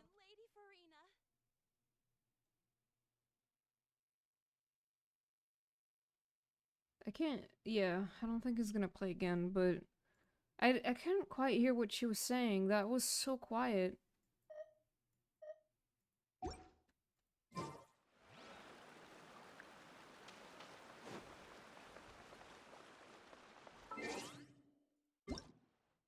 Did I put the music back on? Music. Too slow.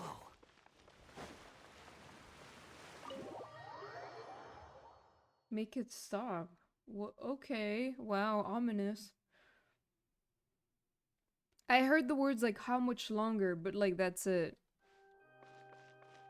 Quit following me.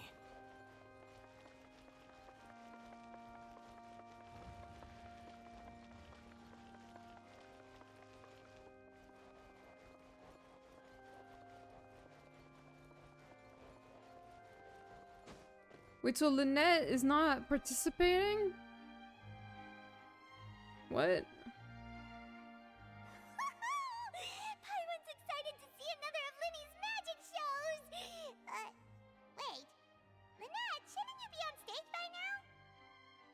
There's one more difficult English word that my brain can't figure out right now. Okay, I'll have to look it up. Not this time. My brother's going solo today. Really? So I'll be watching with you. Good evening, ladies and gentlemen. I hope everybody's ready because the show is about to begin. Who did?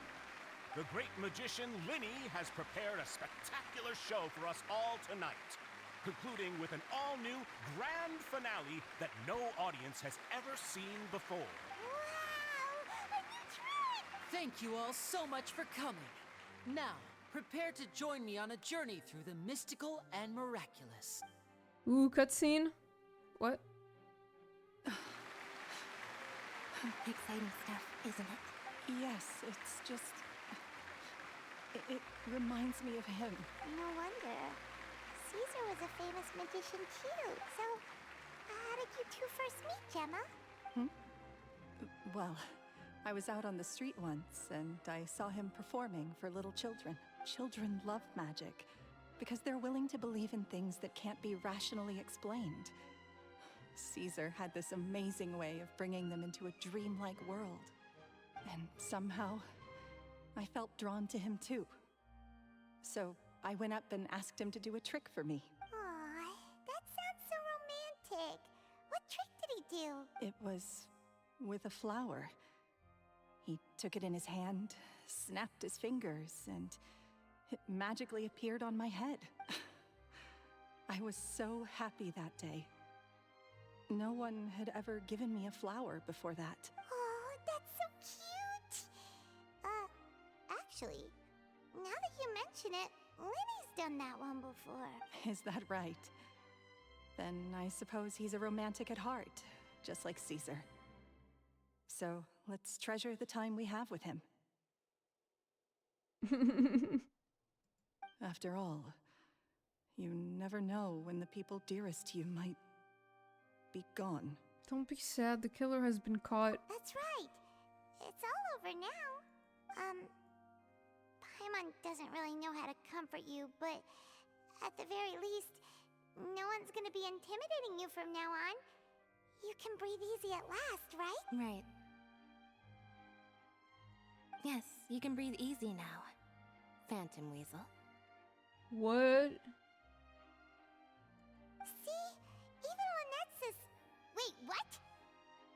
Weasel! Lorenzo escaped? Where is he? What do you mean, Phantom Weasel? As Lyney once said, a performer's job is to commit fully to their role and put on a flawless performance for their audience. But once the bag of tricks is empty and the curtain falls, it's time to end the show. The spotlight is no place for someone with no more cards up their sleeve. The It's fuck? been 10 years, Gemma. Aren't you tired of the grieving widow act? I think it's time to put an end to it. What are you talking about? Paimon doesn't like this riddle. Traveler, Paimon doesn't like where this is going. Come on, say something! Ladies and gentlemen, I hope you're all enjoying the performance so far.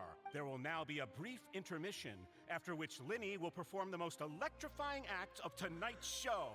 The one we've all been waiting for. The final performance will take place outside of Oh the my opera god, house, is he gonna so do the please make your fucking... way outside in a calm and orderly fashion. Is he gonna do the fucking aerial disappearance or whatever? Phantom Weasel never did like public places, did they? Don't worry, this place will be quiet soon. Let's talk somewhere else for now. What the fuck is going on? Go somewhere quiet and ask about the truth? What the... Whoa, what the hell? Oh my god, no way, yeah. What the fuck, guys?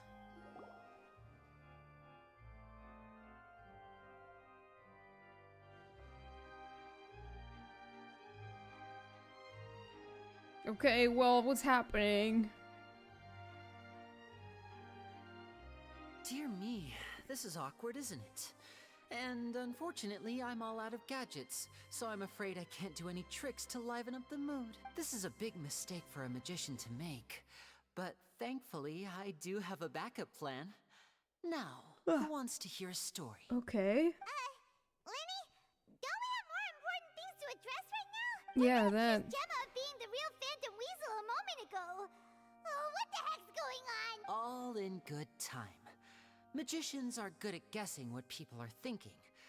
I know the questions you want to ask. And as it happens, the story I'm about to tell might answer a few of them. Really? Well then, let's hear it! Paimon's dying of curiosity here! Let's go back to the very beginning. A decade ago, when the Phantom Weasel was terrorizing the court of Fontaine. She never missed a target, never left a trace, and no treasure was safe from her thieving hands. But as her infamy grew, so did the readiness of the police, and her opportunities to act became ever fewer. Every day, she ran the risk of being exposed for who she was. Of course, she could not simply take this lying down, and before long, she found her ticket to freedom. She would create a scapegoat, a false weasel to close the chapter on her behalf. After weighing her options, she set her sights on a renowned magician, Caesar. After all, magic and theft shared enough similarities for people to buy the story when the truth came out. Oh my god. So then what? Being the master deceiver she was, the weasel easily earned Caesar's trust. Now all that remained was to frame him for her countless crimes. My god. But as she was considering how to make her move, she noticed Caesar's aggrieved pupil, and a new thought entered her mind. Maybe I don't need to get my hands dirty after all. So she manipulated the guy? At her encouragement, Lorenzo tampered with Caesar's magic box, causing him to fall to his death. Yeah, she manipulated him. Afterwards, Lorenzo seized his master's property, and the weasel set about tarnishing Caesar's reputation. Two co-conspirators committed the perfect crime. Wow. Holy shit! I've got to hand it to you. You're both exceptional storytellers. It's enough to make even me wonder whether there was really another mastermind behind all this, pulling the strings. But I just have one question. You seem to think that I am the villain in this tale. What's brought this on, Lyney? Is it something that Lorenzo said? She's like straight up a master manipulator then. Don't worry, Lorenzo said nothing at all. Well, of course he wouldn't. He's in love with her. But I never believed that he was the weasel, and in fact, my investigation only made me more certain of that. He was too forthcoming with his confession, as if there was something else he was trying to hide. Oh. How disappointing. So you'd sooner trust Lorenzo than me? Even without a shred of evidence? A magician is an expert at playing the audience to get the result they want. And I have no doubt that you, Gemma, are equally talented in this regard. With a little help from Lorenzo, you put on a very convincing performance. The lovesick fiancé, whose devotion to her betrothed is unshakable, even under threats of violence. Oh. Caesar was maligned and hated by all for 10 years, but you?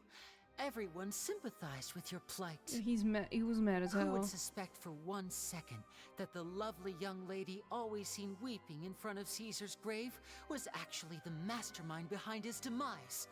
No, not that poor lady. Perish the thought. Perish the thought. Wait, so you mean the whole intimidation thing was just a hoax?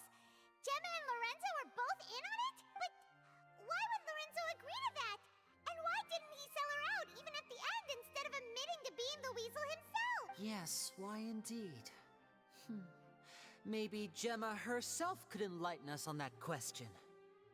Well, Lyney, if you're so confident in your version of events, then I think the answer should be obvious. Were they fucking? Having killed Caesar with his own hands, Lorenzo was plagued by overwhelming guilt.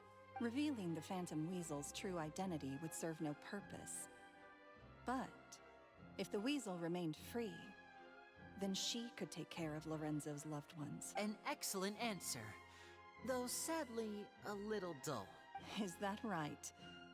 Well, don't let me bore you.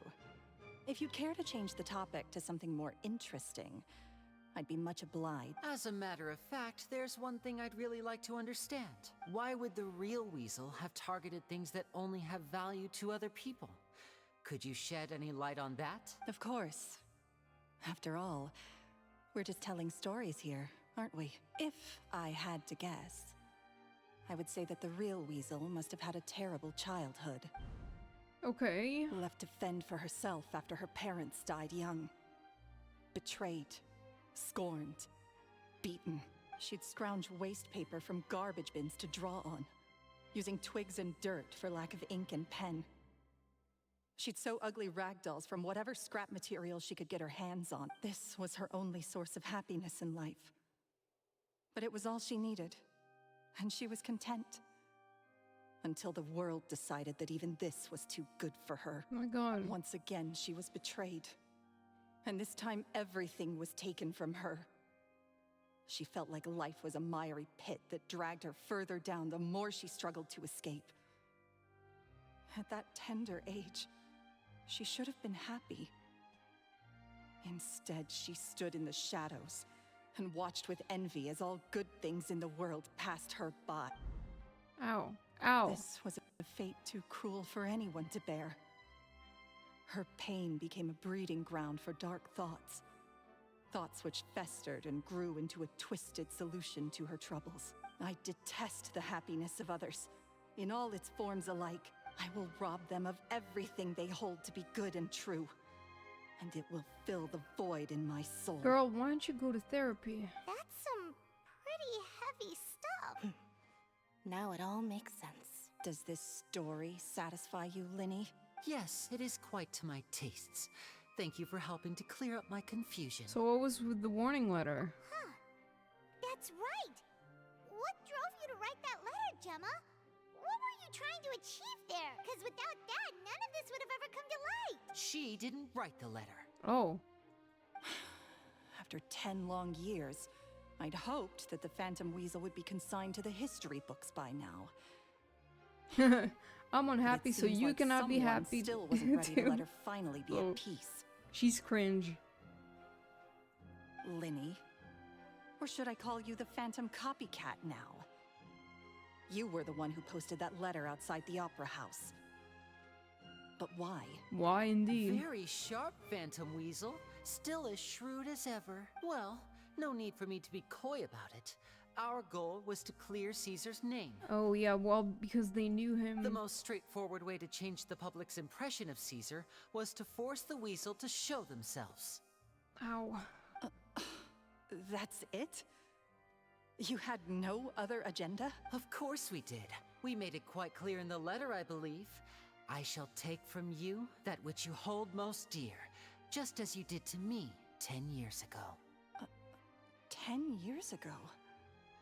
You mean Caesar's death? You met him? Wait.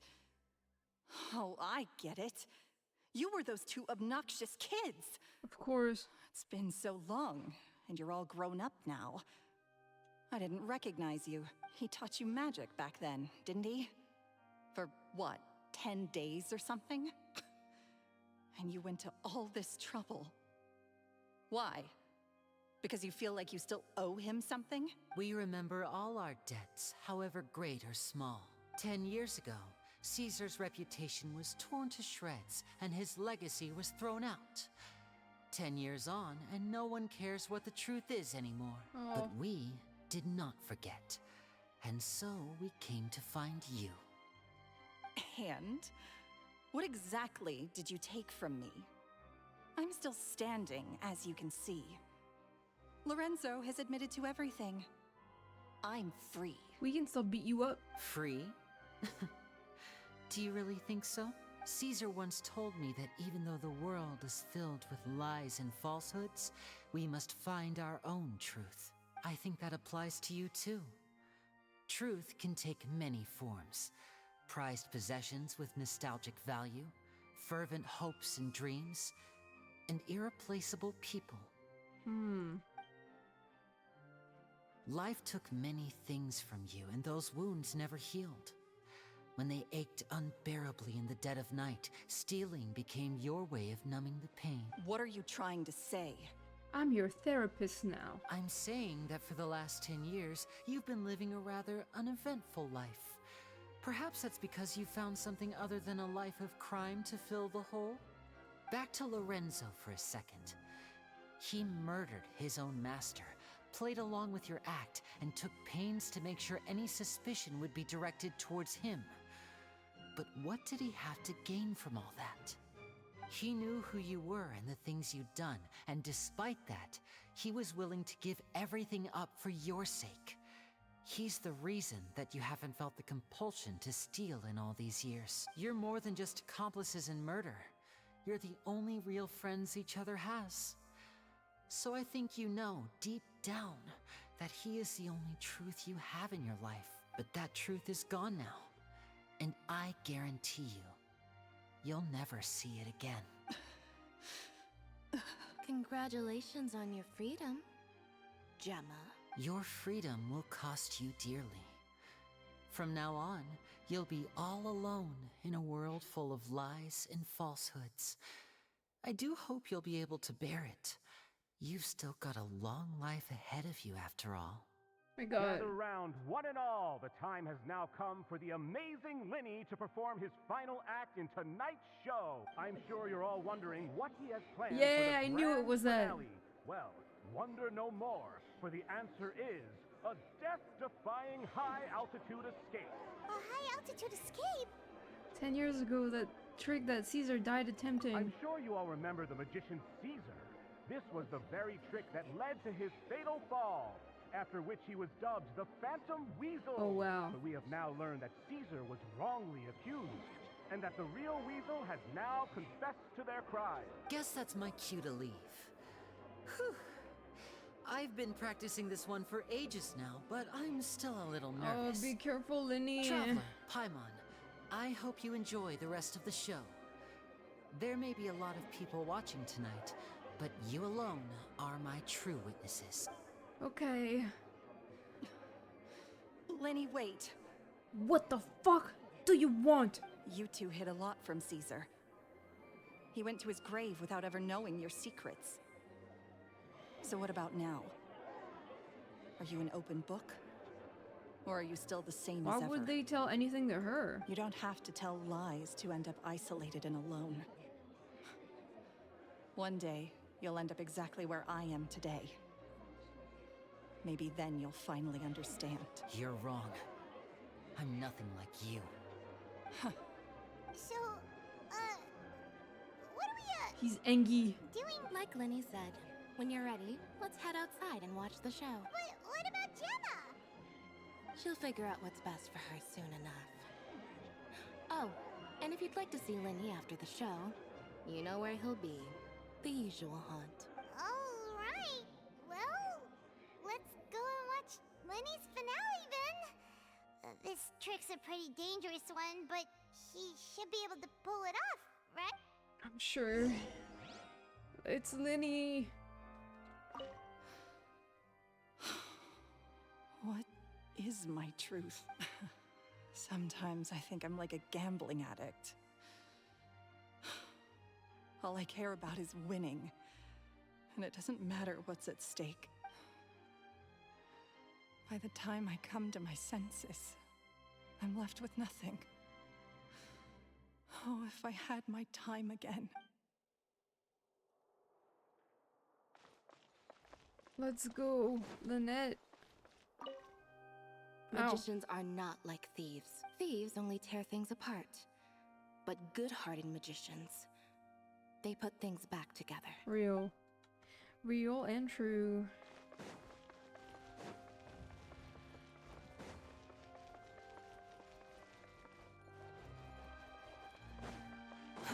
Too slow.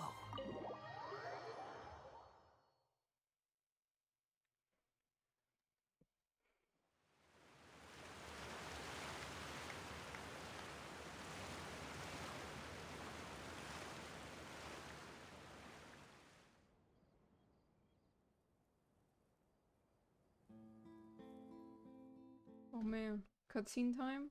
Magic should be mysterious, surprising, and defy logic. Magic is hard work. Every single movement has to be practiced thousands of times. Oh, you're so... It's alright. We're used to that. Oh, they're so cute. We're sorry. You've taught us so much, but we can't tell you the whole truth. It's okay. Do you still remember what I told you? This world is full of lies and falsehoods. I only hope that one day you can find your own truth. What about you? Have you found your truth? Magic is my truth. Oh. I want to perform a magic trick so great that people will always think of me when they talk about it. Well. For a magician, what greater honor could there be? Ah! Behold! Lyney is sealed inside the box. Will he manage to escape? 10 years ago, Caesar attempted this very trick, and it was at this precise moment that...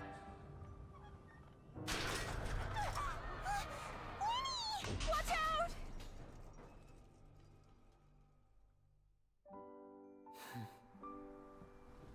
Whoa!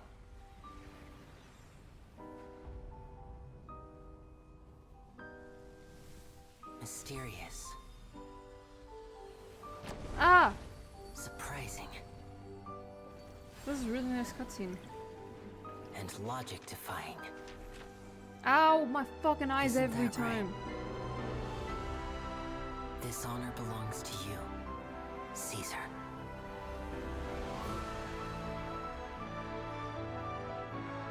I'm just sorry it's a little late. Oh.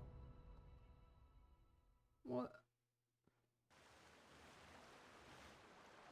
Did you see that? 1 minute he was falling, and the next, he turned into flowers. How could he possibly have done that? How mysterious. I didn't blink once. He just vanished right in front of my eyes. What a heart-stopping magic show. This was really worth the trip. Caesar's name has finally been cleared, and Fontaine's new star magician Lyney has fulfilled a wish on his behalf. Oh, I couldn't ask for a better grand finale. It will make a great headline for the Steambird tomorrow, even if I do say so myself. Looks like everyone really loved Lyney's grand finale. Where is he now? Even though they don't know the full story. Lynette doesn't see Lyney anywhere. Where'd he go? Oh, Lynette said he'd be waiting for us at the usual hunt. But, where is that? The cemetery? Oh, you mean the one where Caesar's buried? Yeah, that's probably it. This whole magic show kinda seemed like Lyney's way of saying goodbye to Caesar. So it makes sense that that's where he'd be afterward. Alright, let's go. Let's go. Oh man, that was a really nice cutscene. I like it when they do it animated in, like that in 2D.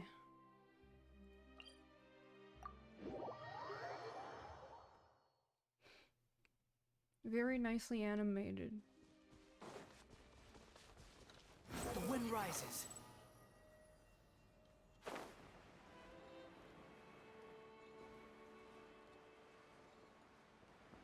I'm aware that there's a time challenge over there, but... and also a chest, but... I'm focused on lore right now. Lyney! There you are! Reminded me of that one scene in Your Name. I haven't seen that movie. I should really do that. Are you alright? Paimon was scared to death when the chain broke. Paimon was sure something had gone horribly wrong. Magic is a performance art. A magician has to get creative to keep the audience on tenterhooks. That's our job. So I tweaked Caesar's original setup a little to keep it fresh. I was honestly a little nervous during the live performance. The thought of falling, suddenly feeling weightless, seeing the sky and the ground spinning and spinning. Yeah. Sometimes, I can't help but wonder what Caesar thought in those final moments. Oh. Did he regret taking Gemma and Lorenzo on? Or did he believe that it was his own slip-up right until the end? You know, Paimon's been wanting to ask you about something ever since we were in Caesar's workshop. You learned magic from Caesar once, didn't you? When was that? After I joined the House of the Hearth. To be honest, Lynette and I had an agenda when we approached him. An agenda? I told you about my past before, remember? Yeah. As a young boy, I survived by secretly learning magic from street performers. I'd watch their tricks and try to figure out how they were done, but I quickly realized that observation alone could only get me so far. What I saw was the polished final performance, but the rigorous training they put in behind the scenes remained invisible to me. I needed to learn how to improve my sleight of hand, hone my misdirection skills, and make niftier props. We were gifted enough that we'd made some progress by ourselves, but without proper guidance from a professional magician, we quickly plateaued. So that's why you sought Caesar out? Yes. We figured there was no harm in asking, but it took us by surprise that he was so willing to teach us. In all, we only spent 10 short days together, but he was very good to us. By contrast, we hid so many things from him. For instance, when he asked why I wanted to learn magic, I answered, "It's my passion." But in truth, there was already a lot more to the story by then. After being taken in by an aristocrat for our magic talent, then betrayed soon after, this was no longer about me doing what I loved. What amazed me was how the lie escaped my lips even as I was hesitating over whether to tell him the truth. Trust is a beautiful thing. Sadly, I'd forgotten how to trust by then. Lyney. I don't blame you. That wasn't your fault. Still worried about the way I feel? You really are a gentle soul, aren't you? But don't worry, I'm used to it now. From the mansions of the elite to the House of the Hearth, lies and selfishness have followed me and Lynette everywhere we go. Oh! After Caesar went on tour, we became busy with our missions. The next we heard of him was that he'd fallen to his death, and was now declared to be the Phantom Weasel. That night, I remembered his smile. But as I lay there, I didn't know what to say to him. To keep secrets is to put up walls. The longer you keep them up, the less you let people in. Then, one day, you look around and realize your life is like an empty auditorium after a show, full of seats once occupied by all the people who left. But I guess that's the price we have to pay. That's so fucking sad, dude.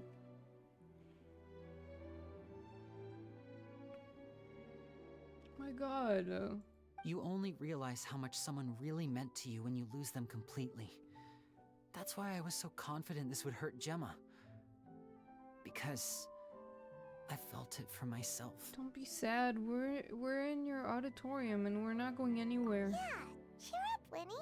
We've had to say our fair share of goodbyes during our journey too. But whatever happens, Paimon always believes in what tomorrow brings. Delicious food, fun toys, and the Traveler by my side. Paimon just needs to focus on things like this and all the unhappy stuff goes right out the window. You know, Traveler, doesn't that kinda make you Paimon's truth? Exactly. It's the same for me and Lynette. We are the truest thing each other has in the world, and nothing can replace that. Life has taken plenty from us, like it did from Gemma. But at least it left us with each other. That's what gave us the strength to get through the darkest days. That's why the darkness never consumed me, and why it never will. Maybe we live in the shadows too, but we remember every precious ray of light that shines through. All right, time to lighten this conversation up a little. What did you think of the show tonight? Were you happy with it? It was amazing! Paimon just wishes we hadn't been so distracted with the Gemma situation. We spent most of our time in the Opera House just talking and pretty much missed the entire first half of the show. Lyney, could you do just one more trick for us? Yay! I love the siblings so much, my heart hurt for them. Yeah, me too, man. That's so their story is just so it's Whoa, really that's sad. a bit of a tall order, I'm afraid. The show's just finished, so my sleeves are decidedly card-free right now. Aw, come on! Surely you can think of something. The Lyney Paimon knows can do anything if he puts his mind to it. Oh, all right then. I'll give it a go, but only because it's you. Watch closely. I have a flower in my hand. You don't? You liar! There's nothing in your hand! We ain't going along with this! Huh? My goodness, you're right. But I could have sworn I brought one here with me. Okay, try this. Count down with me. 3, 2, 1.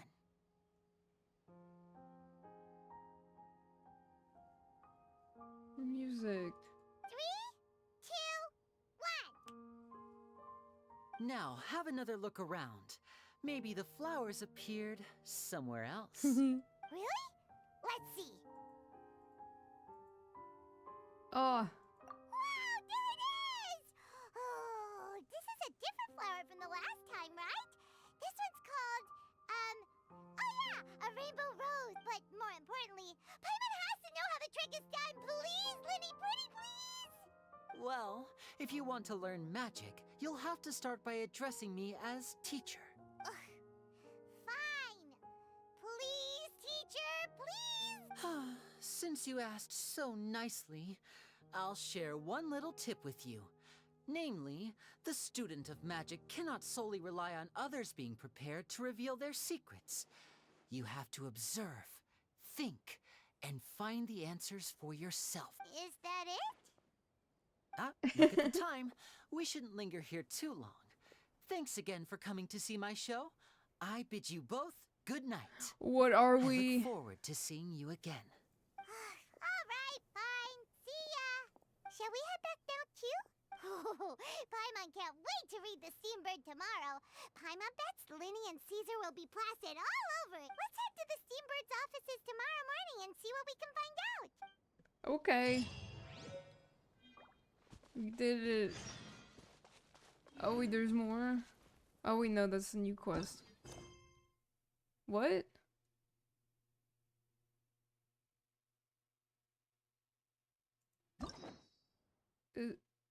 Oh, it's not over? Okay. Well, let's go.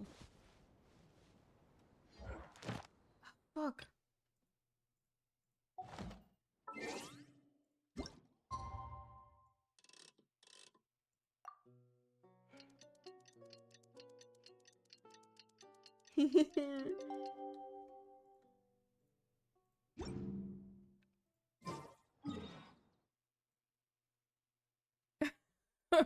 What? Are you okay?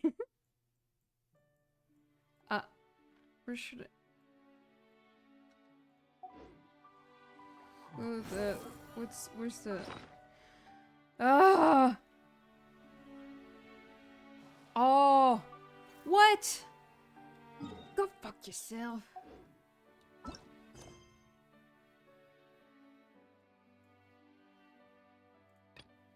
Fine. Jesus.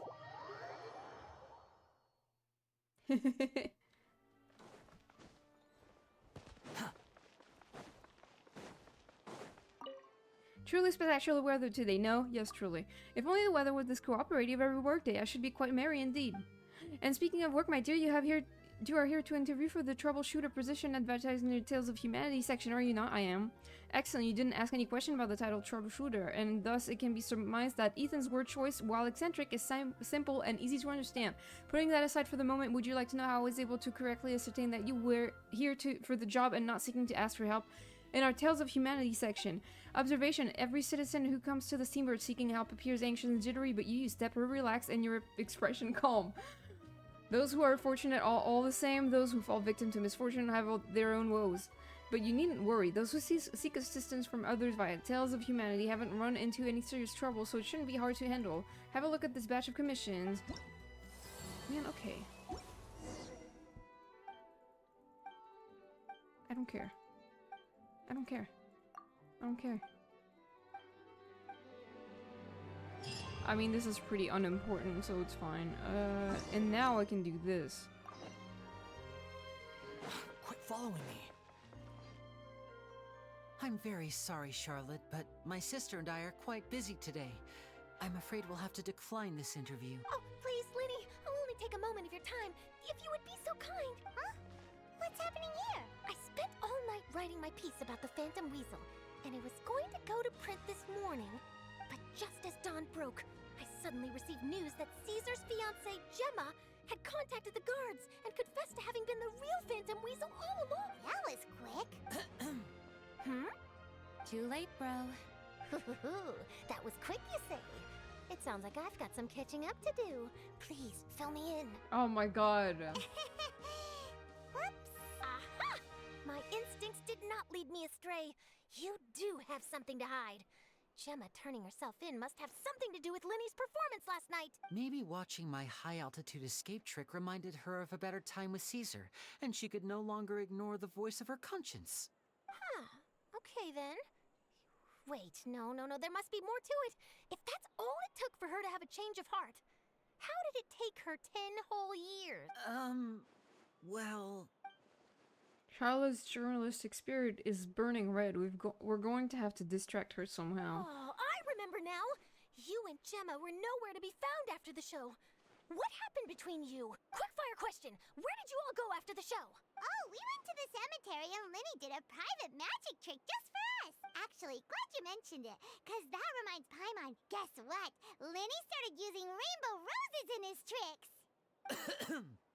Oh. What? What? I don't recall ever having received a rainbow rose from you myself. Is this supposed to mean that they're more important to you than your own sister? What are we? No, I just, What now? Oh, did Paimon say something wrong again? This is getting pretty awkward. What do we do, Traveler? You put us in trouble. Seems like this interview wasn't meant to be. Well, never mind. There's always next time.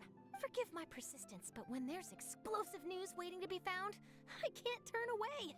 The news about Gemma has already made waves, and I'll stop at nothing to get to the bottom of it all. Apparently, one of the things she said to the guards Boiling. was that her final wish is to see Lorenzo one last time.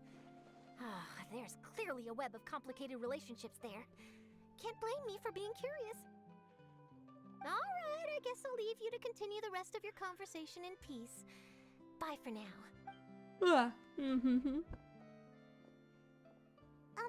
Lynette? Paimon didn't mean to... Don't worry, I wasn't angry. I was just trying to distract her. Oh, really? Oh, thank goodness. You scared Paimon there. You won't be boiled soon. Phew.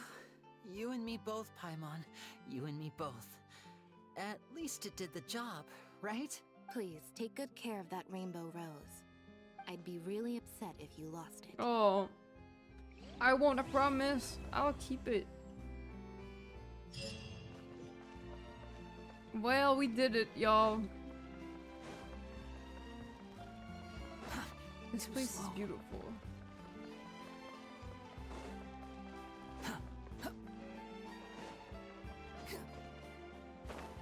Okay, so now that I finished this, it was a good story quest. I liked it. It was pretty cool. Quit following me. Lyney! Now I'm gonna do this. I don't know if I'm gonna be able to finish it today, but I'm gonna do some of it. I started it the other day, so I'm not sure what's going on. Oh my god, it's 5 a.m. Go to bed, Kay. Thank you for joining, though. That was fun. Have a good night. Petit Chou. Oh, that's a cute name. It's been fun hanging out. Yeah, it was really fun. Thank you so much. And I'll see you later. Good night. Yeah, I hope. I think I will. I just probably have to drink more water. Bye. Oh my god, Petit Chou. That's such a cute name. Get away from me! Is that the Petit Chou you were referring to, Anne? That's right. Please help her. Petit Chou? What even is that? Is that a creature? I have you now, Petit Chou of the Narcissenkreuz adventure team.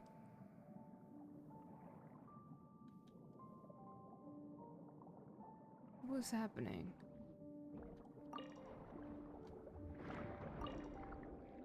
So how do we... Petit Chou, here we come! Well... Motion to compel. The wind knows me.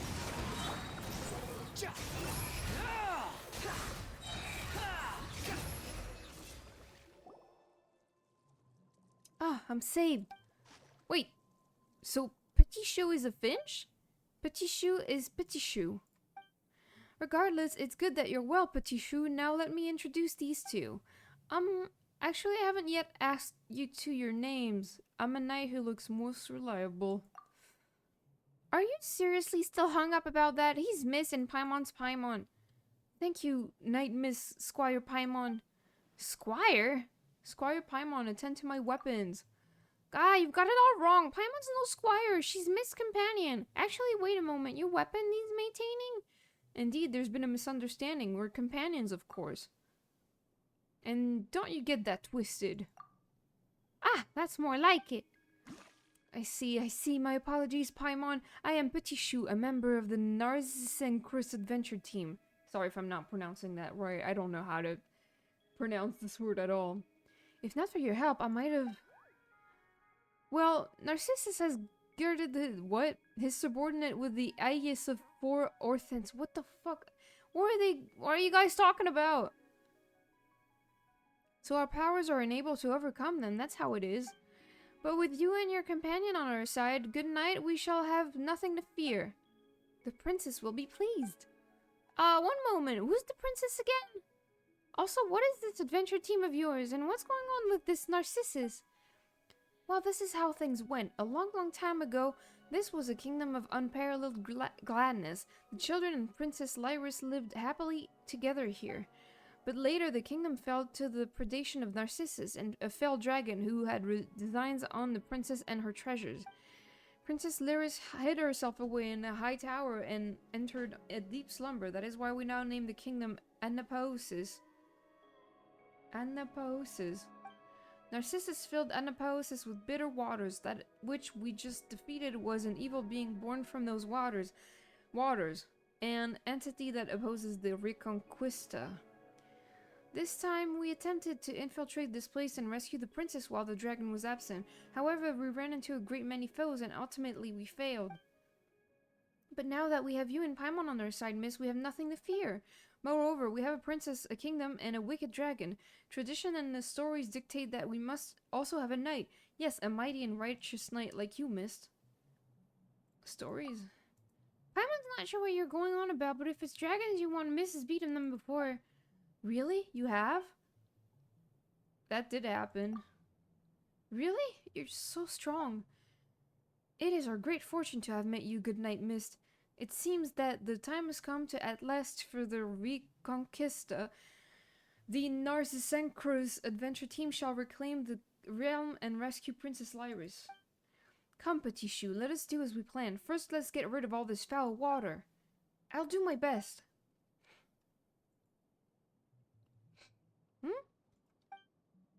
Alrighty.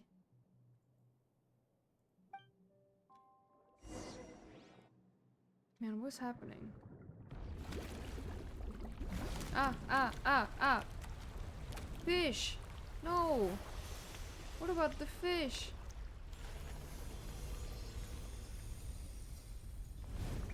Huh.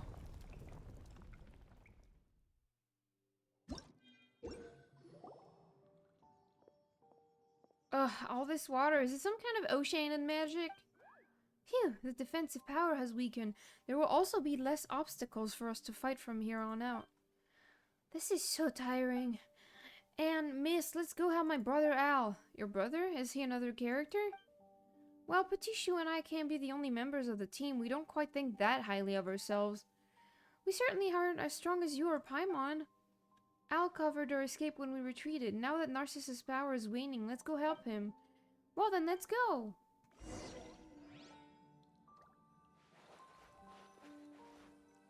Fish?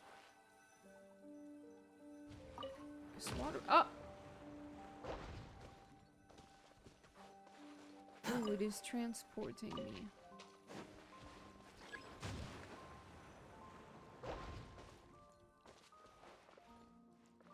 Wait, what? Too slow. Can I avoid them? No? It's a what?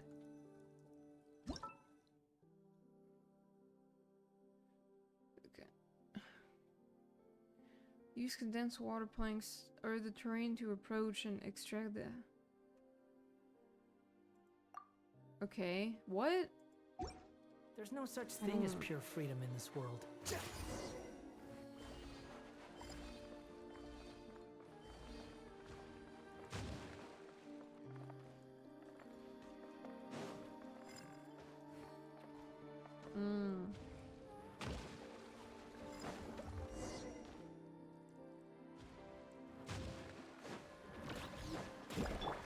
Into the wind. Rain outlines your wait. Squall Fury, bow your head.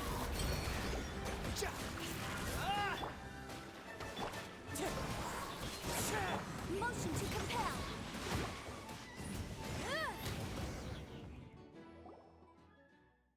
Al, you're safe. I was so worried. Ah, my dear Patishu, and you too, Anne. We meet again at last. In those darkest of days, I thought of you and drew strength to fight on from those thoughts. Thank you, noble warriors, you who have come forth to uphold the cause of justice. Why, I had arms as slender as yours, Had I arms as slender as yours, I would tip my hat to honor you. There's no need to be so prim and proper. Anna introduces you and Paimon to Al and explains what happened previously. But why is the Finch older brother a duck? Why a duck, you ask? Are such definitions important? I have a supple body, an iron will, and webbed feet with which to tread water. Of these I am proud, and that is enough. And Patishu is Patishu. The sphere is the shape closest to perfection, and the most complicated of all shapes. I am most proud of my sister. Seriously, brother, what are you talking about? Actually, what is Al talking about? He means that we shouldn't dwell too much on these details. We members of the Narcissenses, the adventure team, are disparate indeed, but we have one goal. We shall save Princess Lyris, and we shall defeat the fell dragon Narcissus. Well said. The person I am now knows only that the one who stands before me is a noble and valiant knight who possesses the iron will needed to defeat Narcissus. That is enough for me. Usually, the mightier the will, the larger the form needed to be its vessel, as it is in the case of Narcissus. This knight's stature is much like mine, and yet... seriously? The first and last thing Paimon understood here was Narcissus. You're always going on about Narcissus this and Narcissus that, but what is it really? Look up above Princess Lyra's tower. That is Narcissus. It's an Oceanid. That wasn't here before the water rose. Isn't that just an Oceanid? Good golly gosh, the fell dragon Narcissus! But that is the fell dragon Narcissus. The dragon who invaded the narzissenkreuz kingdom. And its wings are very huge and frightening. But it's an Oceanid, isn't it? Well, Miss and Paimon, you have seen much. What then should a dragon look like? Well, if you're talking about the dragons we fought before, they'd be like Mondstadt, Dvalin. Dvalin's a whole different story from Ocean's. Dvalin's super blue. His wings are huge and he can fly. What? That's exactly like the Fell Dragon. No, we've definitely met other dragons before. Like Liyu's Ashtaha, who became the embodiment of primal energies and Liyu's enemies. I see. So it was a being as evil as Narcissus then. No, not at all. And how are they different? Narcissus represents primordial regression and aggregation, and is our foe. Well, but Ashtaha's from Liyue. There's a huge difference, right? No, we've definitely met other dragons before. Like Sumeru's Apep. A being whose true form cannot be grasped by humanity, and who can summon all manner of servants. That does sound quite like Narcissus, inscrutable and a master of many servants. That must have been a grueling battle. Very impressive. Paimon's starting to get confused about what counts as a dragon. I'm confused as well. I never understood that in the first place. Categories are just a social construct. There is no objective meaning. Our purpose defines our essence. At this time, we are the heroes challenging the wicked dragon, and he is the wicked dragon. This is sufficient. This must be what Al means when he says a rose by any other name would smell just as sweet. That is precisely the case, dear Petit Chou. Were you not called Petit Chou, you would still be my dearest younger sister. So long as that's the tower your princess sleeps in, the one lurking atop the tower is the fell dragon Narcissus. Is that right? No, I fear. As we stated previously, he is not here now, which is why we were able to win our way here so easily. That up here is the dragon's hatred made manifest. That's so complicated. Can't it just be an ordinary statue? Like, Narcissus commanding his underlings to make an image of him on the highest tower so as to show off his greatness and force all the people of the land to look upon him, or something. Well, you actually make a reasonable point, Paimon, but if that was the case, then we should still have been able to see it even before Petit Chou made the foul water disappear, right? But instead, Narcissus' evil has melded with the waters, which is why his wicked intent crystallized into that image once the waters were drained. Is that seriously how it happened? The fell dragon is truly terrifying. My talons hurt just looking at him. Well, we have our night, miss, so we should be fine even if he is present, yes? It'd be best if he wasn't home all the same. Humility becomes a knight indeed. Let us move then. With you by our side, we have nothing to fear. Okay, Anne. There's a lot of shit.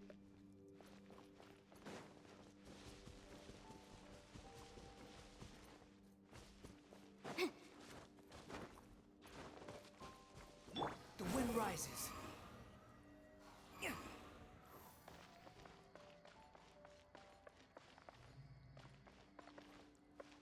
Oh. Squall and fury. Where are the things? Ah. It's up here.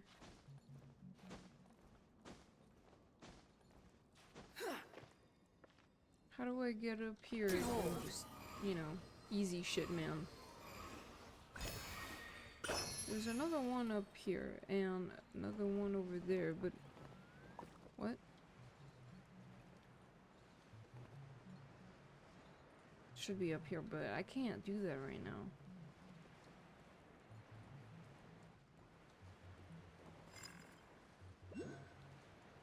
What? Quit following me.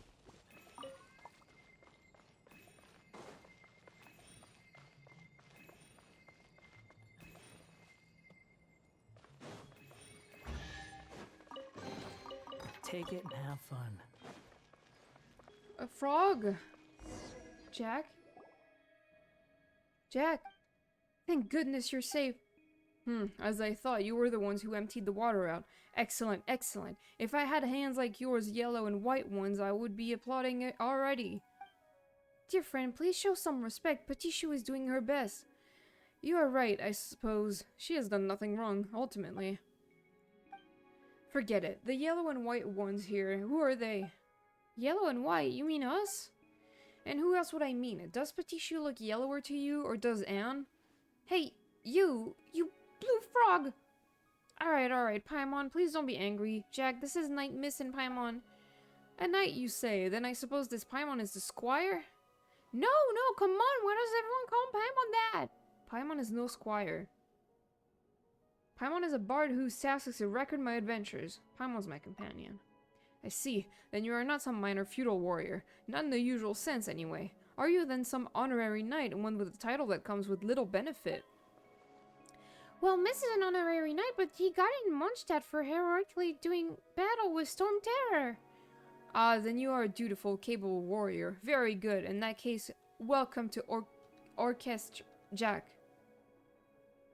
Okay. An orchestra? I don't know much about music. Is that some kind of musical troupe? The name is merely an analogy, for we weave resistance like an orchestra in our struggle against Narcissus as we seek to rescue Miss Lyris. Don't you mean Princess Lyris? That's right, isn't Lyris a princess? Well, both terms refer to the same person, but leaving that aside, we should... Listen well, the title princess is a rigid, hierarchical term of address, a product of an oppressive system. It was a title whose merit is birth, not labor or wisdom. Here we go again. If the universe was a more rational one, then would be no gods. There would be no gods, no kings, and certainly no princes or princesses. Princes or princesses. Nor would there be mystical powers that only a few may wield. Do you follow me thus far? There will always be those who desire special privileges. Didn't you put your name on your organization as well? This rabbit hole's not for me. An orchestra must... Oh, wait. An orchestra must have a conductor, lest no music be made out of cacophony. Ah, that sounds really deep, but it's also confusing, Paimon. But not doing anything all day while being able to enjoy delicious sweets madames is pretty nice. Is there anything wrong with that? See, if there are some who will reap the benefits despite doing no labor, then there must be some who shall have to do more than to compensate. Like me. Thanks a lot, miss, and sorry. Paimon promises that she'll eat less in the future. Honest. This has been a very interesting conversation, but please allow me to interject. Dear Jack, good night. May we now begin discussing our next course of action in our rescue of Princess Lyris? Silencing voices you do not want to hear, I see. Oh, miss, come see the repression inherent in the system. Help! Help! Al's repressing me! Jack, you... Al isn't doing that. He's a good person. He wouldn't bully you. Dear sister, please do not lose your temper over this. If you have more to say, Jack, why don't we find a corner and settle this like gentlemen? Can I trouble you all to stop for a second? Please, everyone, are we comrades? We've all gathered to rescue Princess Miss Lyris, after all. Ow, my fucking eyes. We count as such. I suppose we shall cooperate, even though my final goal is to create a more beautiful world for Miss Lyris. Let us shake hands then, comrades. You have wings, I have webbed feet. If you think these apt replacements for hands, then we shall do so, comrade. Jack and Al shake hands awkwardly. If nothing else, they extend their wing and webbed foot and tap them together. Please get along with him, Al. Of course, dear sister. Do not worry. We are united in one cause. Alright. Now that the problem is solved. This is but the manifestation of a deeper issue. Jack, please! Okay, so what do we do next, Anne? Oh, right, I almost forgot that we were here to save the princess. Why, I was starting to think that I'd brought such capable help along just to let them listen to two boys squabble. As for the situation, ask Al and Jack to explain. I need a moment to cool off. Anne's having a tough time too, huh? Bye. Okay. Anne, are you okay? You're pretty difficult yourself. He wasn't always like this. He once had a really good heart and loved to cry. He would take care of the younger children. But one day he said that he would never cry again, and later still he changed. This might be due to Renee, I fear, and Renee changed too. I'm assuming this is how you pronounce it. There's no accent on the E. And who's Renee? I'm sorry, where was I? Right, our course of action. You should ask Jack and the others. He and Al might argue a lot, but they're actually really good friends. What? Too slow. Hi, Atsuko. I'm good. How are you? Check. You. Paimon, don't. Knock it off, or are we going to start this all over again? Paimon knows. Anne told us that you could explain the situation. Allow me to speak first, then. Honored Knight and Paimon. Concerning the tower before us, Narcissus has been unable to overcome it. As such, the princess is still safe. At that time, when all seemed lost, the princess gave her greatest treasure to us, and that was the time that belonged to her. She gave you her what? After she lost that time, the princess and the tower that she dwells in both fell into a stagnant, dreamless slumber. In remembrance of her, we named our fallen realm the Anapaosis. And what does that mean? Because it has completely stagnated, Narcissus has also been unable to attain anything within. That's more or less our situation. What do you mean, more or less our situation? Firstly, how would someone give anyone else their time? But it's true. Princess Lyris did share her time with us. Narcissus would constantly plot to invade, but with the time she gave us, we became far stronger. For example, my brother Al can usually only defeat the foe at once, but with more time, he can vanquish 4 or even 5 at one go. It's been so long since we saw one of your streams, I need to collect more points to throw things at you. Oh, damn. Well, yeah, because there was like a heat wave. It was so awful, but I'm back now because the temperatures have dropped a lot. We lost like 20 degrees. Isn't that crazy? A most vivid example. Thank you for your explanation, dear Petit Chou. Well, I hope you understand now, Miss and Paimon. Not at all, in fact. Yeah, how do you even give your time to other people? Do these details matter? Is this not similar to how feudal nobles would hire sharecroppers? Sharecroppers? How do those things even connect? Are you trying to say that exchanging time for pay is a form of giving your time to others? I mean, yeah, I guess so. Only a very small part of the wealth a sharecropper creates will belong to him. If this is understood and regarded as normal by all, then what is there about the situation that is hard to comprehend? What's not clicking? He got Paimon. Why are you debating an Oceanid? There's just too much oddity at play here. Let's just leave this aside for now. That's true. Alright, Paimon totally gets it. Narcissus has spent long years since searching for the princess's treasure. Only its power can cause time in the tower to flow again, and only then will its locked gates open. Okay. Thus he summoned waters brimming with wicked intent to drown the kingdom, and created underlings unnumbered and many magical devices besides. All this was done to hunt us Narcissensis, the adventure team members, down and seize the treasure that should have been in our hands. Should have? Before we had another older brother, Nay. In those terrifying days, he took the treasure and fled alongside us, but he dissolved into the waters while covering us. I miss him so much. It was hot as fuck this morning, and then at lunchtime it started to rain. It was like 15 degrees.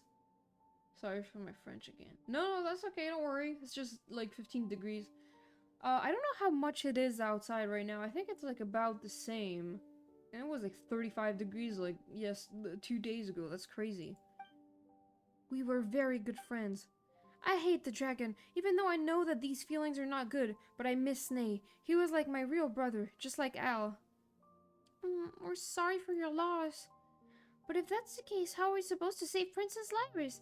The treasure has sealed the tower, and it can only be opened again with said treasure. Well, when they... how do I put this? While they were consolidating our rear lines, we, of Orchestra Jack, obtained some key intelligence that has allowed us to ascertain the treasure's location. Really? You have? Of course, it is right over there. In the sky? As in the water in the sky? Before Nate dissolved, he used the last of his strength to purify a patch of water in the firmament. It was there that he hid the treasure. What an irony. It seems that Narcissus has gotten too used to looking down upon the citizenry below, and has not been in the habit of looking up, and there the treasure has been hidden all along. I see. While it does sound like something Nate would come up with. How do we get up there, though? Could Petit Chou and all take us up there? A very imaginative idea, but unfortunately impractical. If we go up there, we should find a small fountain full of magic. Options may open to us should we reach it. Are you feeling better now, Anne? Thank you, Paimon, but no need to. You need not worry. We must destroy the bubble formations set up by Narcissus before we head up. What are those exactly? They are underhanded contraptions powered by hydrograna that can bombard intruders from a great distance. Perhaps you might have already seen one on the way here. Anne speaks true. The road ahead will be vastly more perilous if we do not first destroy those formations. Kate should have been in charge of eliminating them before we attacked, but it seems that he might have been smashed into sea foam already. Kate. Yeah, it's such a cute name, right? Kate should have been in charge of eliminating them before we attack. Don't say that. We should be hoping that he made it. He is our comrade in the end, isn't he? In that case, our next task is the destruction of the bubble formation. After that, let's go to the small fountain and see what we find there. In that case, leave it to Miss. From what Petit Chou and all have said, it seems only his attacks will work. Oh. Paimon didn't mean to put you down. You guys have just been fighting Narcissus and trying to save Princess Lyris for so long. But just leave this bit to Miss, alright? That's right. You have my thanks. Alright, in that case, let me lead the way. The guy named Leave Elmeo and the guy named Person. That's... I saw another guy called fucking, Semen. Like...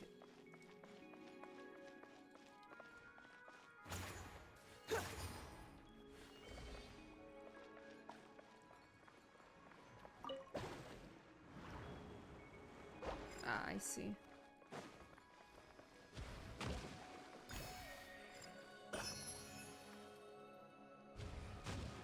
Or is he? I need to see him. I have no idea. I just like saw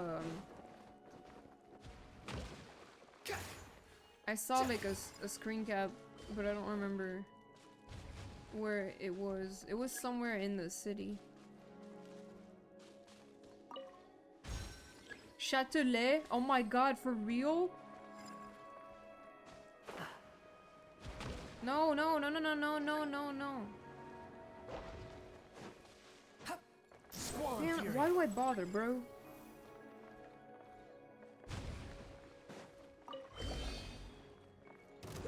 Huh? Oh wait, it's a fucking hydro. One with nature.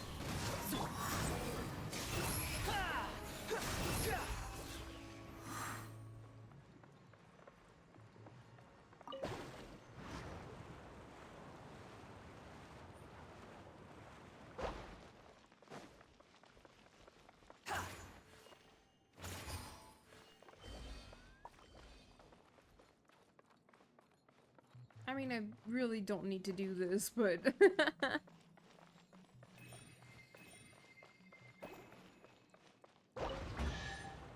What? You even want She's sitting at the restaurant in Fontaine. Okay.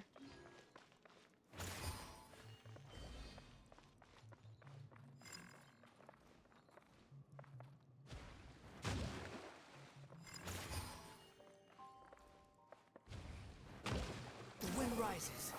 What? Oh shit, I fucked up. Got too cocky.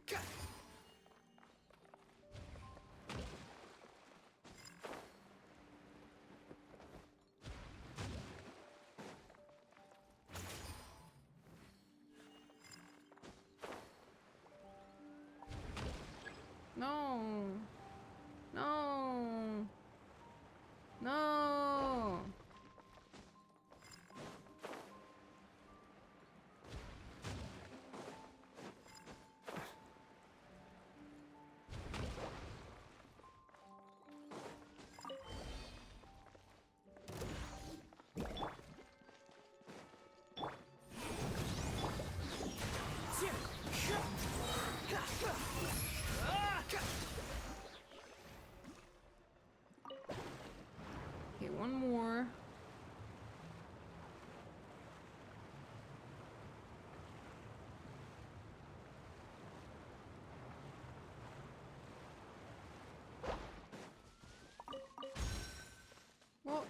What?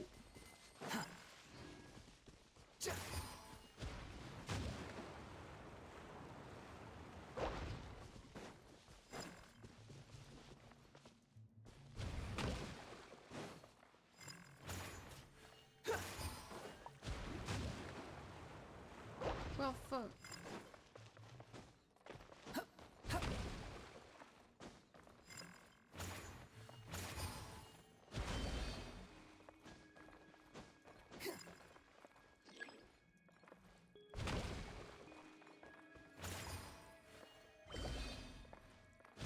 Quit following me.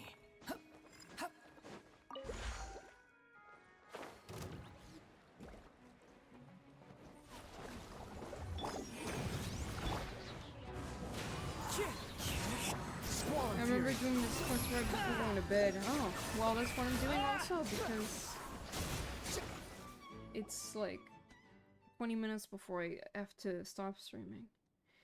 Well, guess we won't be worrying about this mysterious bubble cannon anymore. Well done, soldiers, assemble! Where's that voice coming from? Does soldiers refer to us? Wonderful. It seems that Colonel Kate is still here. Let's go meet up with him.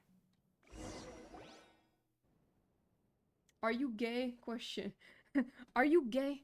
Who says I'm gay? You are gay. I'm very gay, yes. I regret doing this quest at this time because it's so long. Damn. Oh, thank you for the follow. I'm very sorry. I have no idea how to pronounce your name. But what can I call you?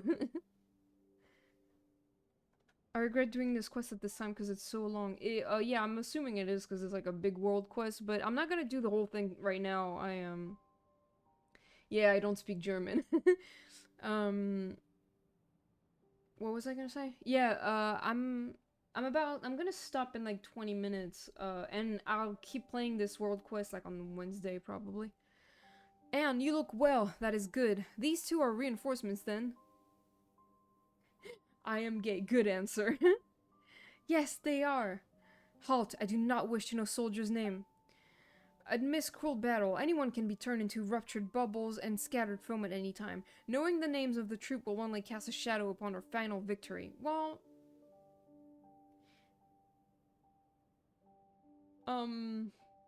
Yeah, I don't know what this means. I'm assuming you're telling the time. I just need to know one thing. Are they reinforcements you Ah! Are they the reinforcements you thought you saw? Yes, but very good. French hand.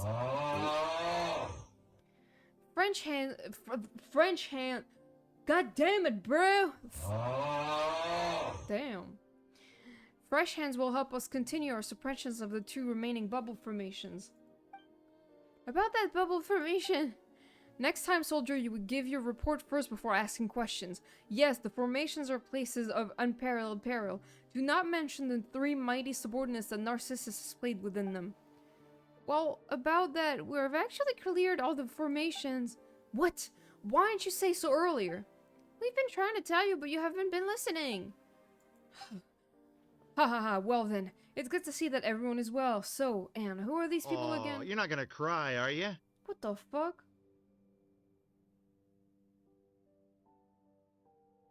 Man, how are people using sound alerts that I haven't even set up? I'm so confused. Did I set this up? I don't remember. Maybe I did. I can't remember. Okay, well, my bad. I'm Miss, and this is Paimon.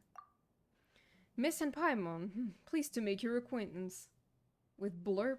Well, Blurp is not supposed to, like, play sounds I haven't set up. Like, this is not...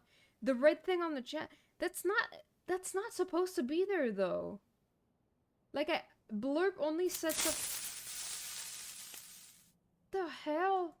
Give me a moment. Hold on. I'm so confused. This is not, like... This is not...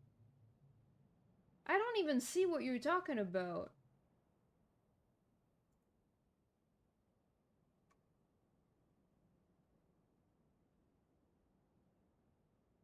I have no idea what this is because...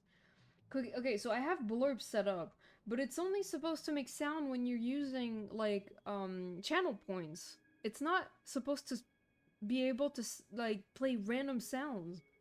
Like, just whatever you choose. This is something that I have to fix for sure because, I mean, you now guys... that's really tasty. Yeah, see, like, you guys are not doing anything wrong, like, those sounds are not bad, but, like, I'm afraid someone might use that for evil, you know what I mean? No, it's okay, it's just, I mean, it's there, so you probably, that's why you used it. I'm just confused as to how it got here, you know? Like, it's not supposed to be here at all. Let me see something. Blurp. Cause it's, I don't know if, like, that's a feature they added recently. Login with Twitch.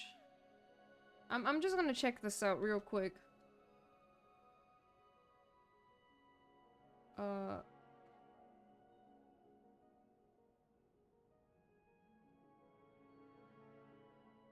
Setting.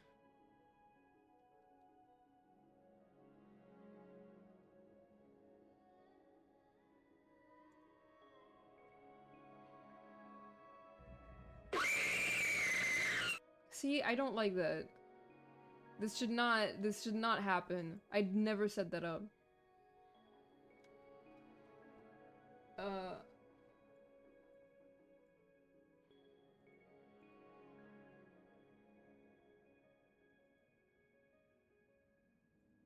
What is that?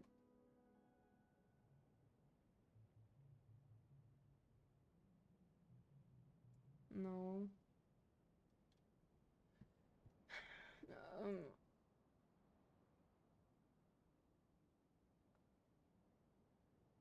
No, because, like, I'll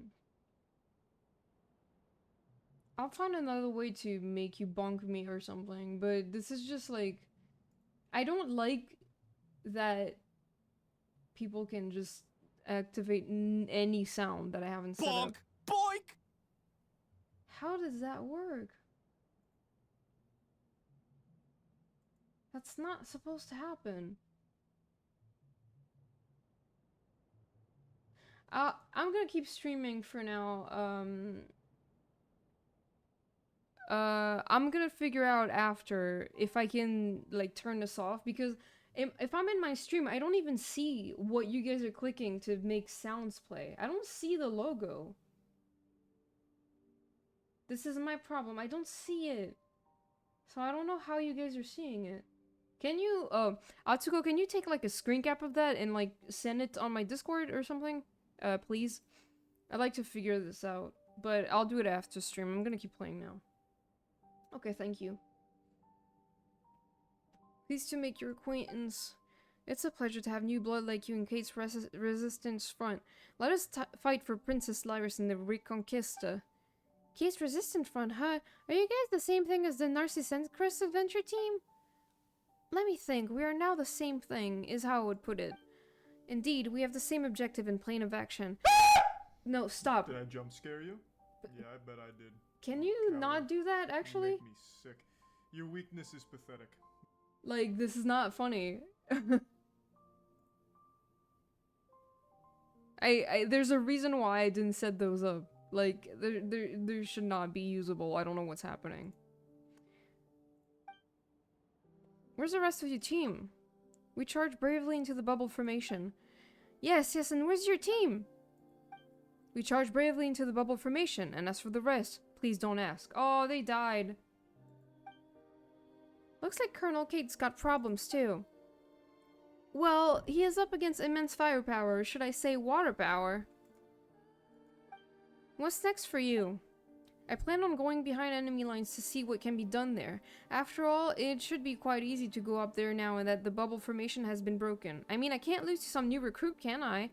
There's no shame in losing to me. I'm the strongest motherfucker alive. Regardless, I shall return when the sun sinks into the sea, victory in hand. Let us meet again before the high tower. Wait, there's neither sun or sea here. Since the bubble formation are gone, let's head to the little fountain. It's just over there. Let me just look at Discord.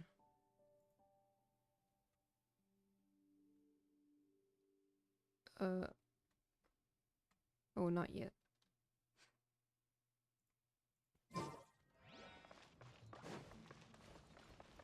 In general chat? Yeah, you can.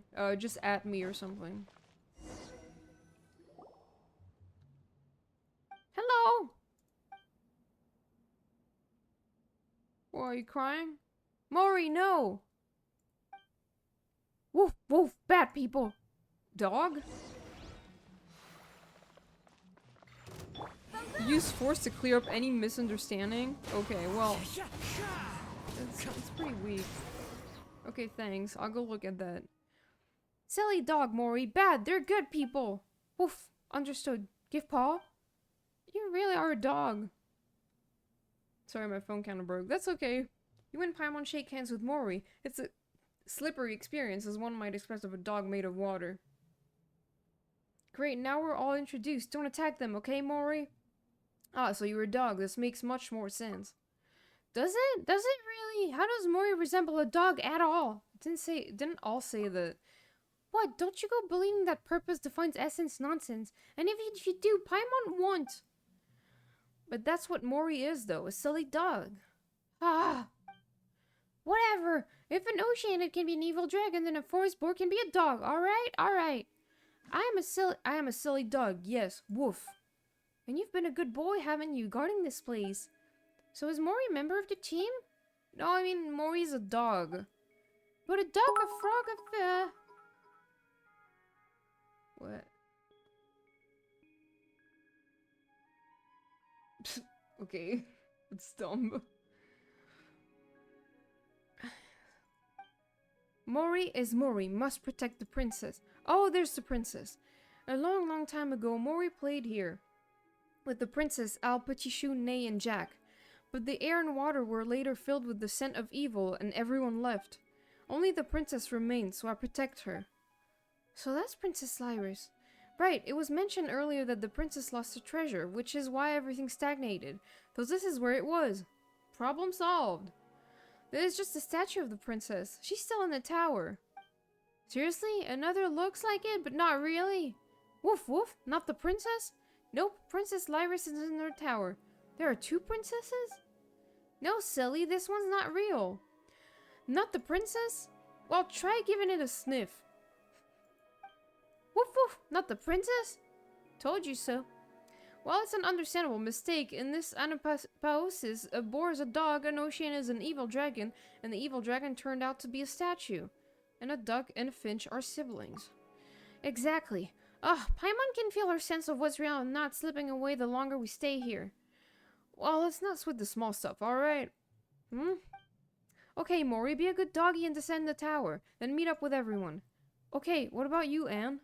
Me? Well, I'm going up with Miss and Paimon to reclaim the princess treasure. I see. Okay, bye-bye.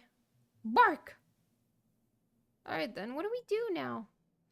Use these bubbles. The princess would make these back when she would play with us, and they would fly very high up indeed. We would fly around in those bubbles, touring the realm. That sounds quite exciting. Wherever the case, we just need to sit in the bubble and take us up there, right? That's right. In the meantime, I'll do my best to control the bubble's direction. Well... Take it and have fun.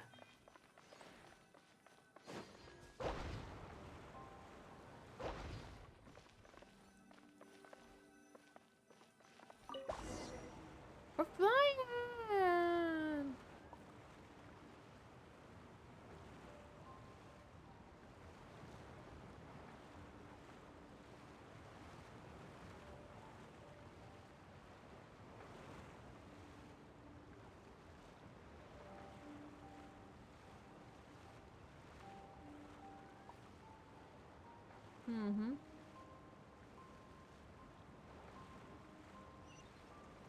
Ah, a waypoint.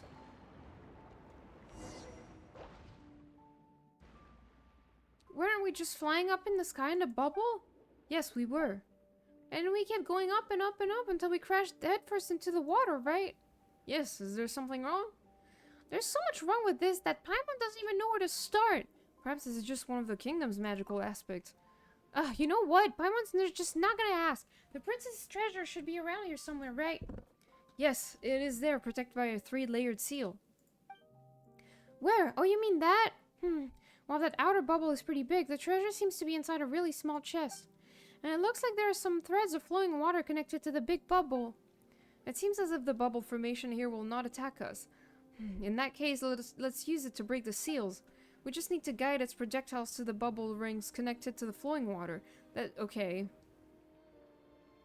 That should transfer the force of the projectile through the water and weaken the seals. Yeah, those bubbles are pretty scary. 1, 2, 3. It looks like there are 3 strands of water. Once we deal with them, the treasure should be ours. That's right. It's in your hands, Night Mist and Paimon. A bubble formation, but it's not evil this time. Helps you unseal treasure. Control the currents and barrier to guide the mist bubble to the ring device at the end. Oh, I think I've already done something with this. Hello?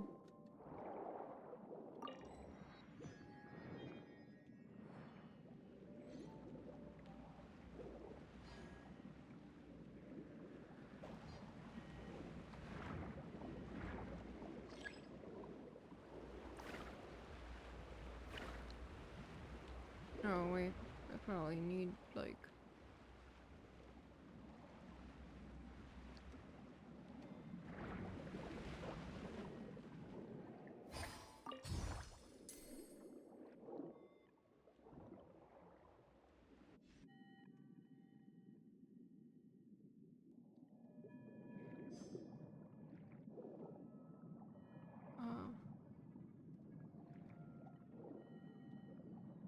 Oh, the music is so creepy, ominous.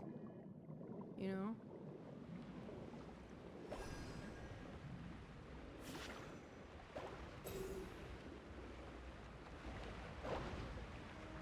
Ah.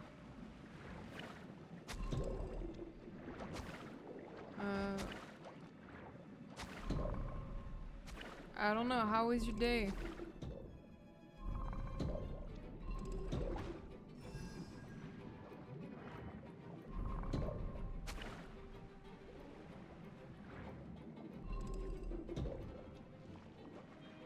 Oh, wow. Hello.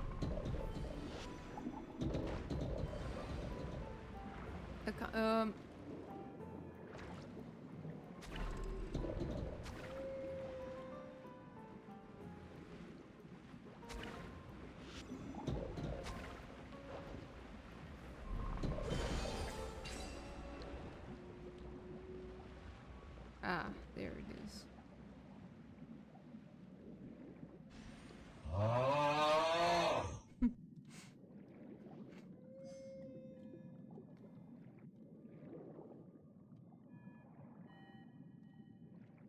I'm so confused.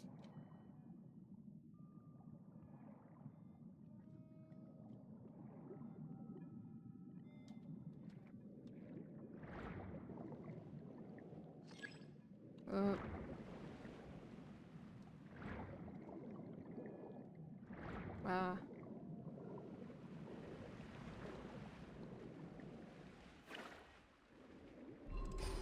Ah, well.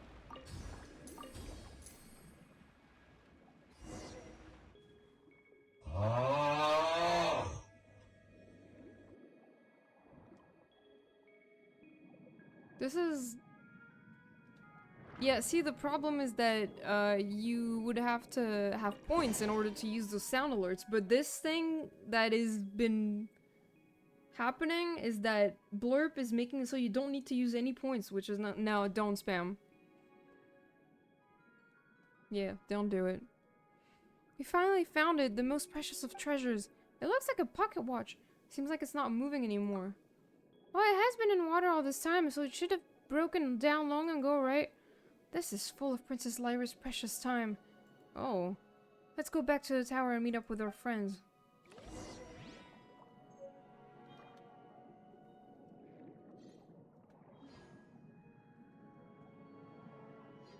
Wait a while.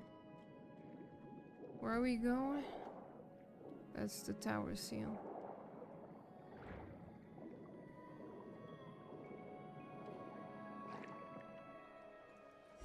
Ah! You're back! Colonel Kate and Mori linked up with us a while you were out. We're back with the Princess Treasure! Well done, soldier. You've made a fine contribution. The Resistance Front is proud of you. Kate, now isn't the time. Not so fast, Colonel. Not so fast, Colonel. Missed the contact of the orchestra, not cannon fodder from some no-name army. Ha! Your orchestra couldn't hold Mist. Not unless you wanted to name it after him instead. And what of your rank? You may as well give it to Mist, no? The soldiers bleed while commanders steal the glory. This is quite ordinary, but you, now you're special. A colonel who not only does nothing but even lets his troop take credit for victory. You, while you were whiling your time away here, I was taking out the bubble formations in the waters above. If not for that, they would not have gained their treasure so easily. Stop fighting over me, all of you. Wow, you sound like a female protagonist in a novel. Well, how about this? Let's just call the organization Colonel Paimon's Resistance Front and the Orchestra Paimon. Ugh, that's it, I'm done. Mori, get him. Bad person. Woof, woof, woof.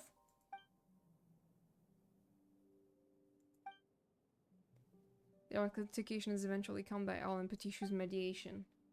Honestly, Mori's really reliable at times like this, huh? You know, in some ways, let's get to business, shall we? That's right, we'll get nowhere if we keep arguing, and the more we go nowhere, the more we're gonna argue. Yes, you're both right. Let's have a speech then, Anne. You know, the rousing kind. But I approve of Paimon's suggestion. It is not at such time that an adventure team's leader should step up to the plate. But I'm not good at speeches, and can you really call me the leader? As surely as I am a colonel, I affirm that you would be the best officer for this adventure team. My views on the title of colonel aside, we are in accord.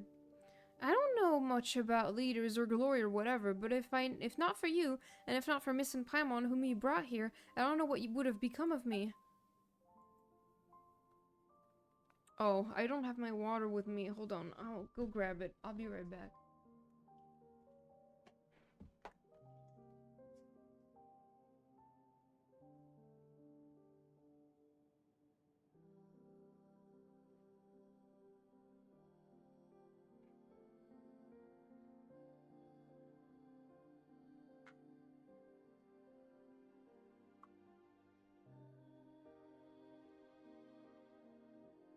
Okay, I have water.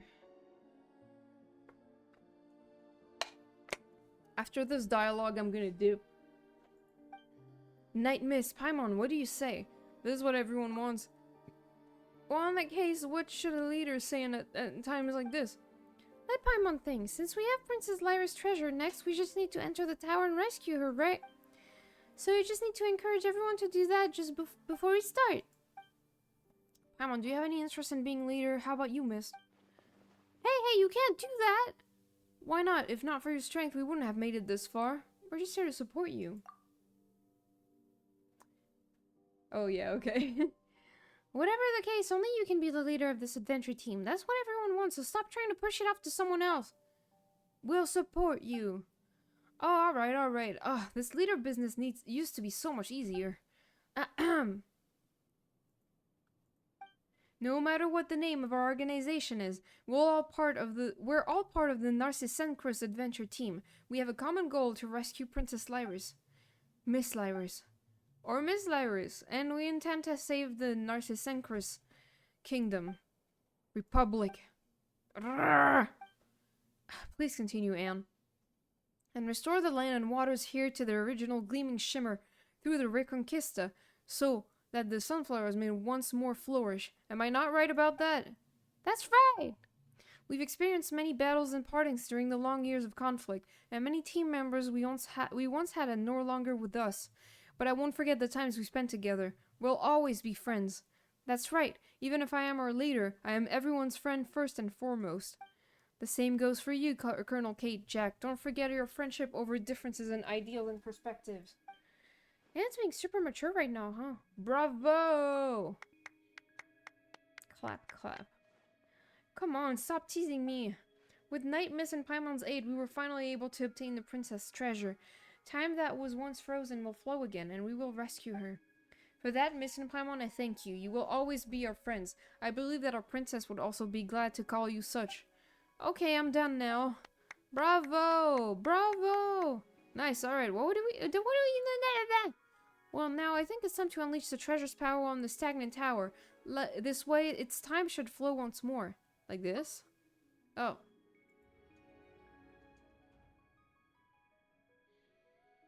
Whoa.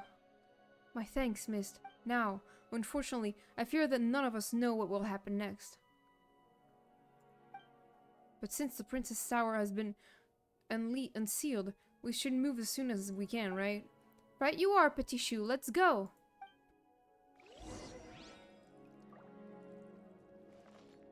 Okay, I'm gonna stop here.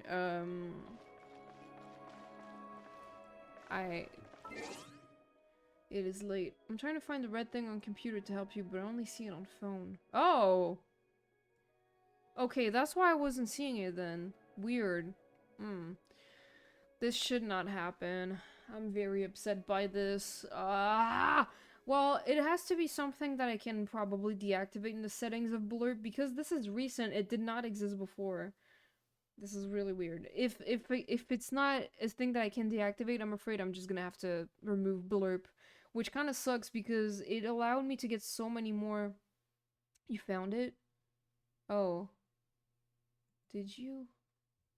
On computer?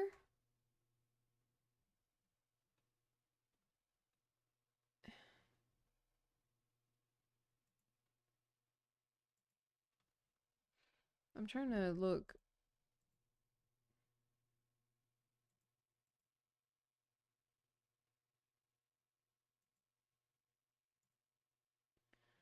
Oh, sound alerts. So this is like...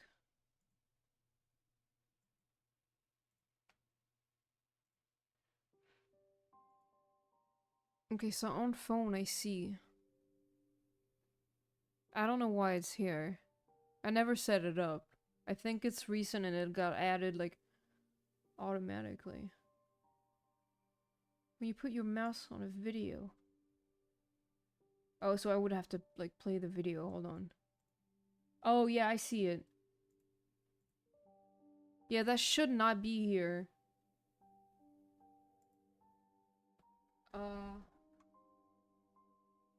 Yeah, that should not be here. What the hell?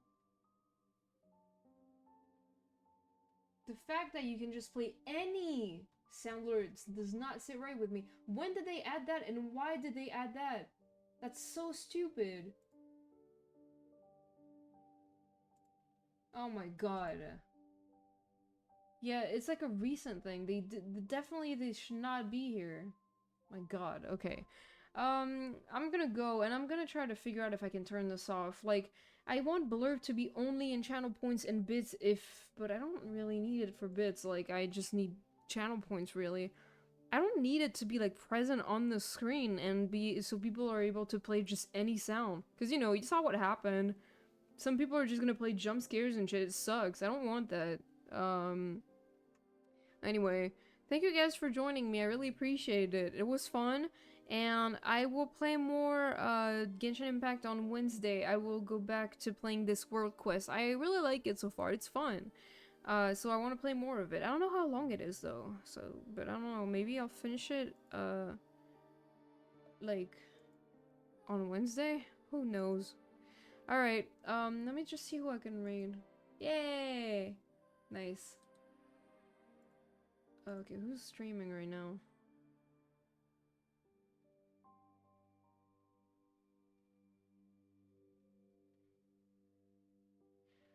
Oh, not many people.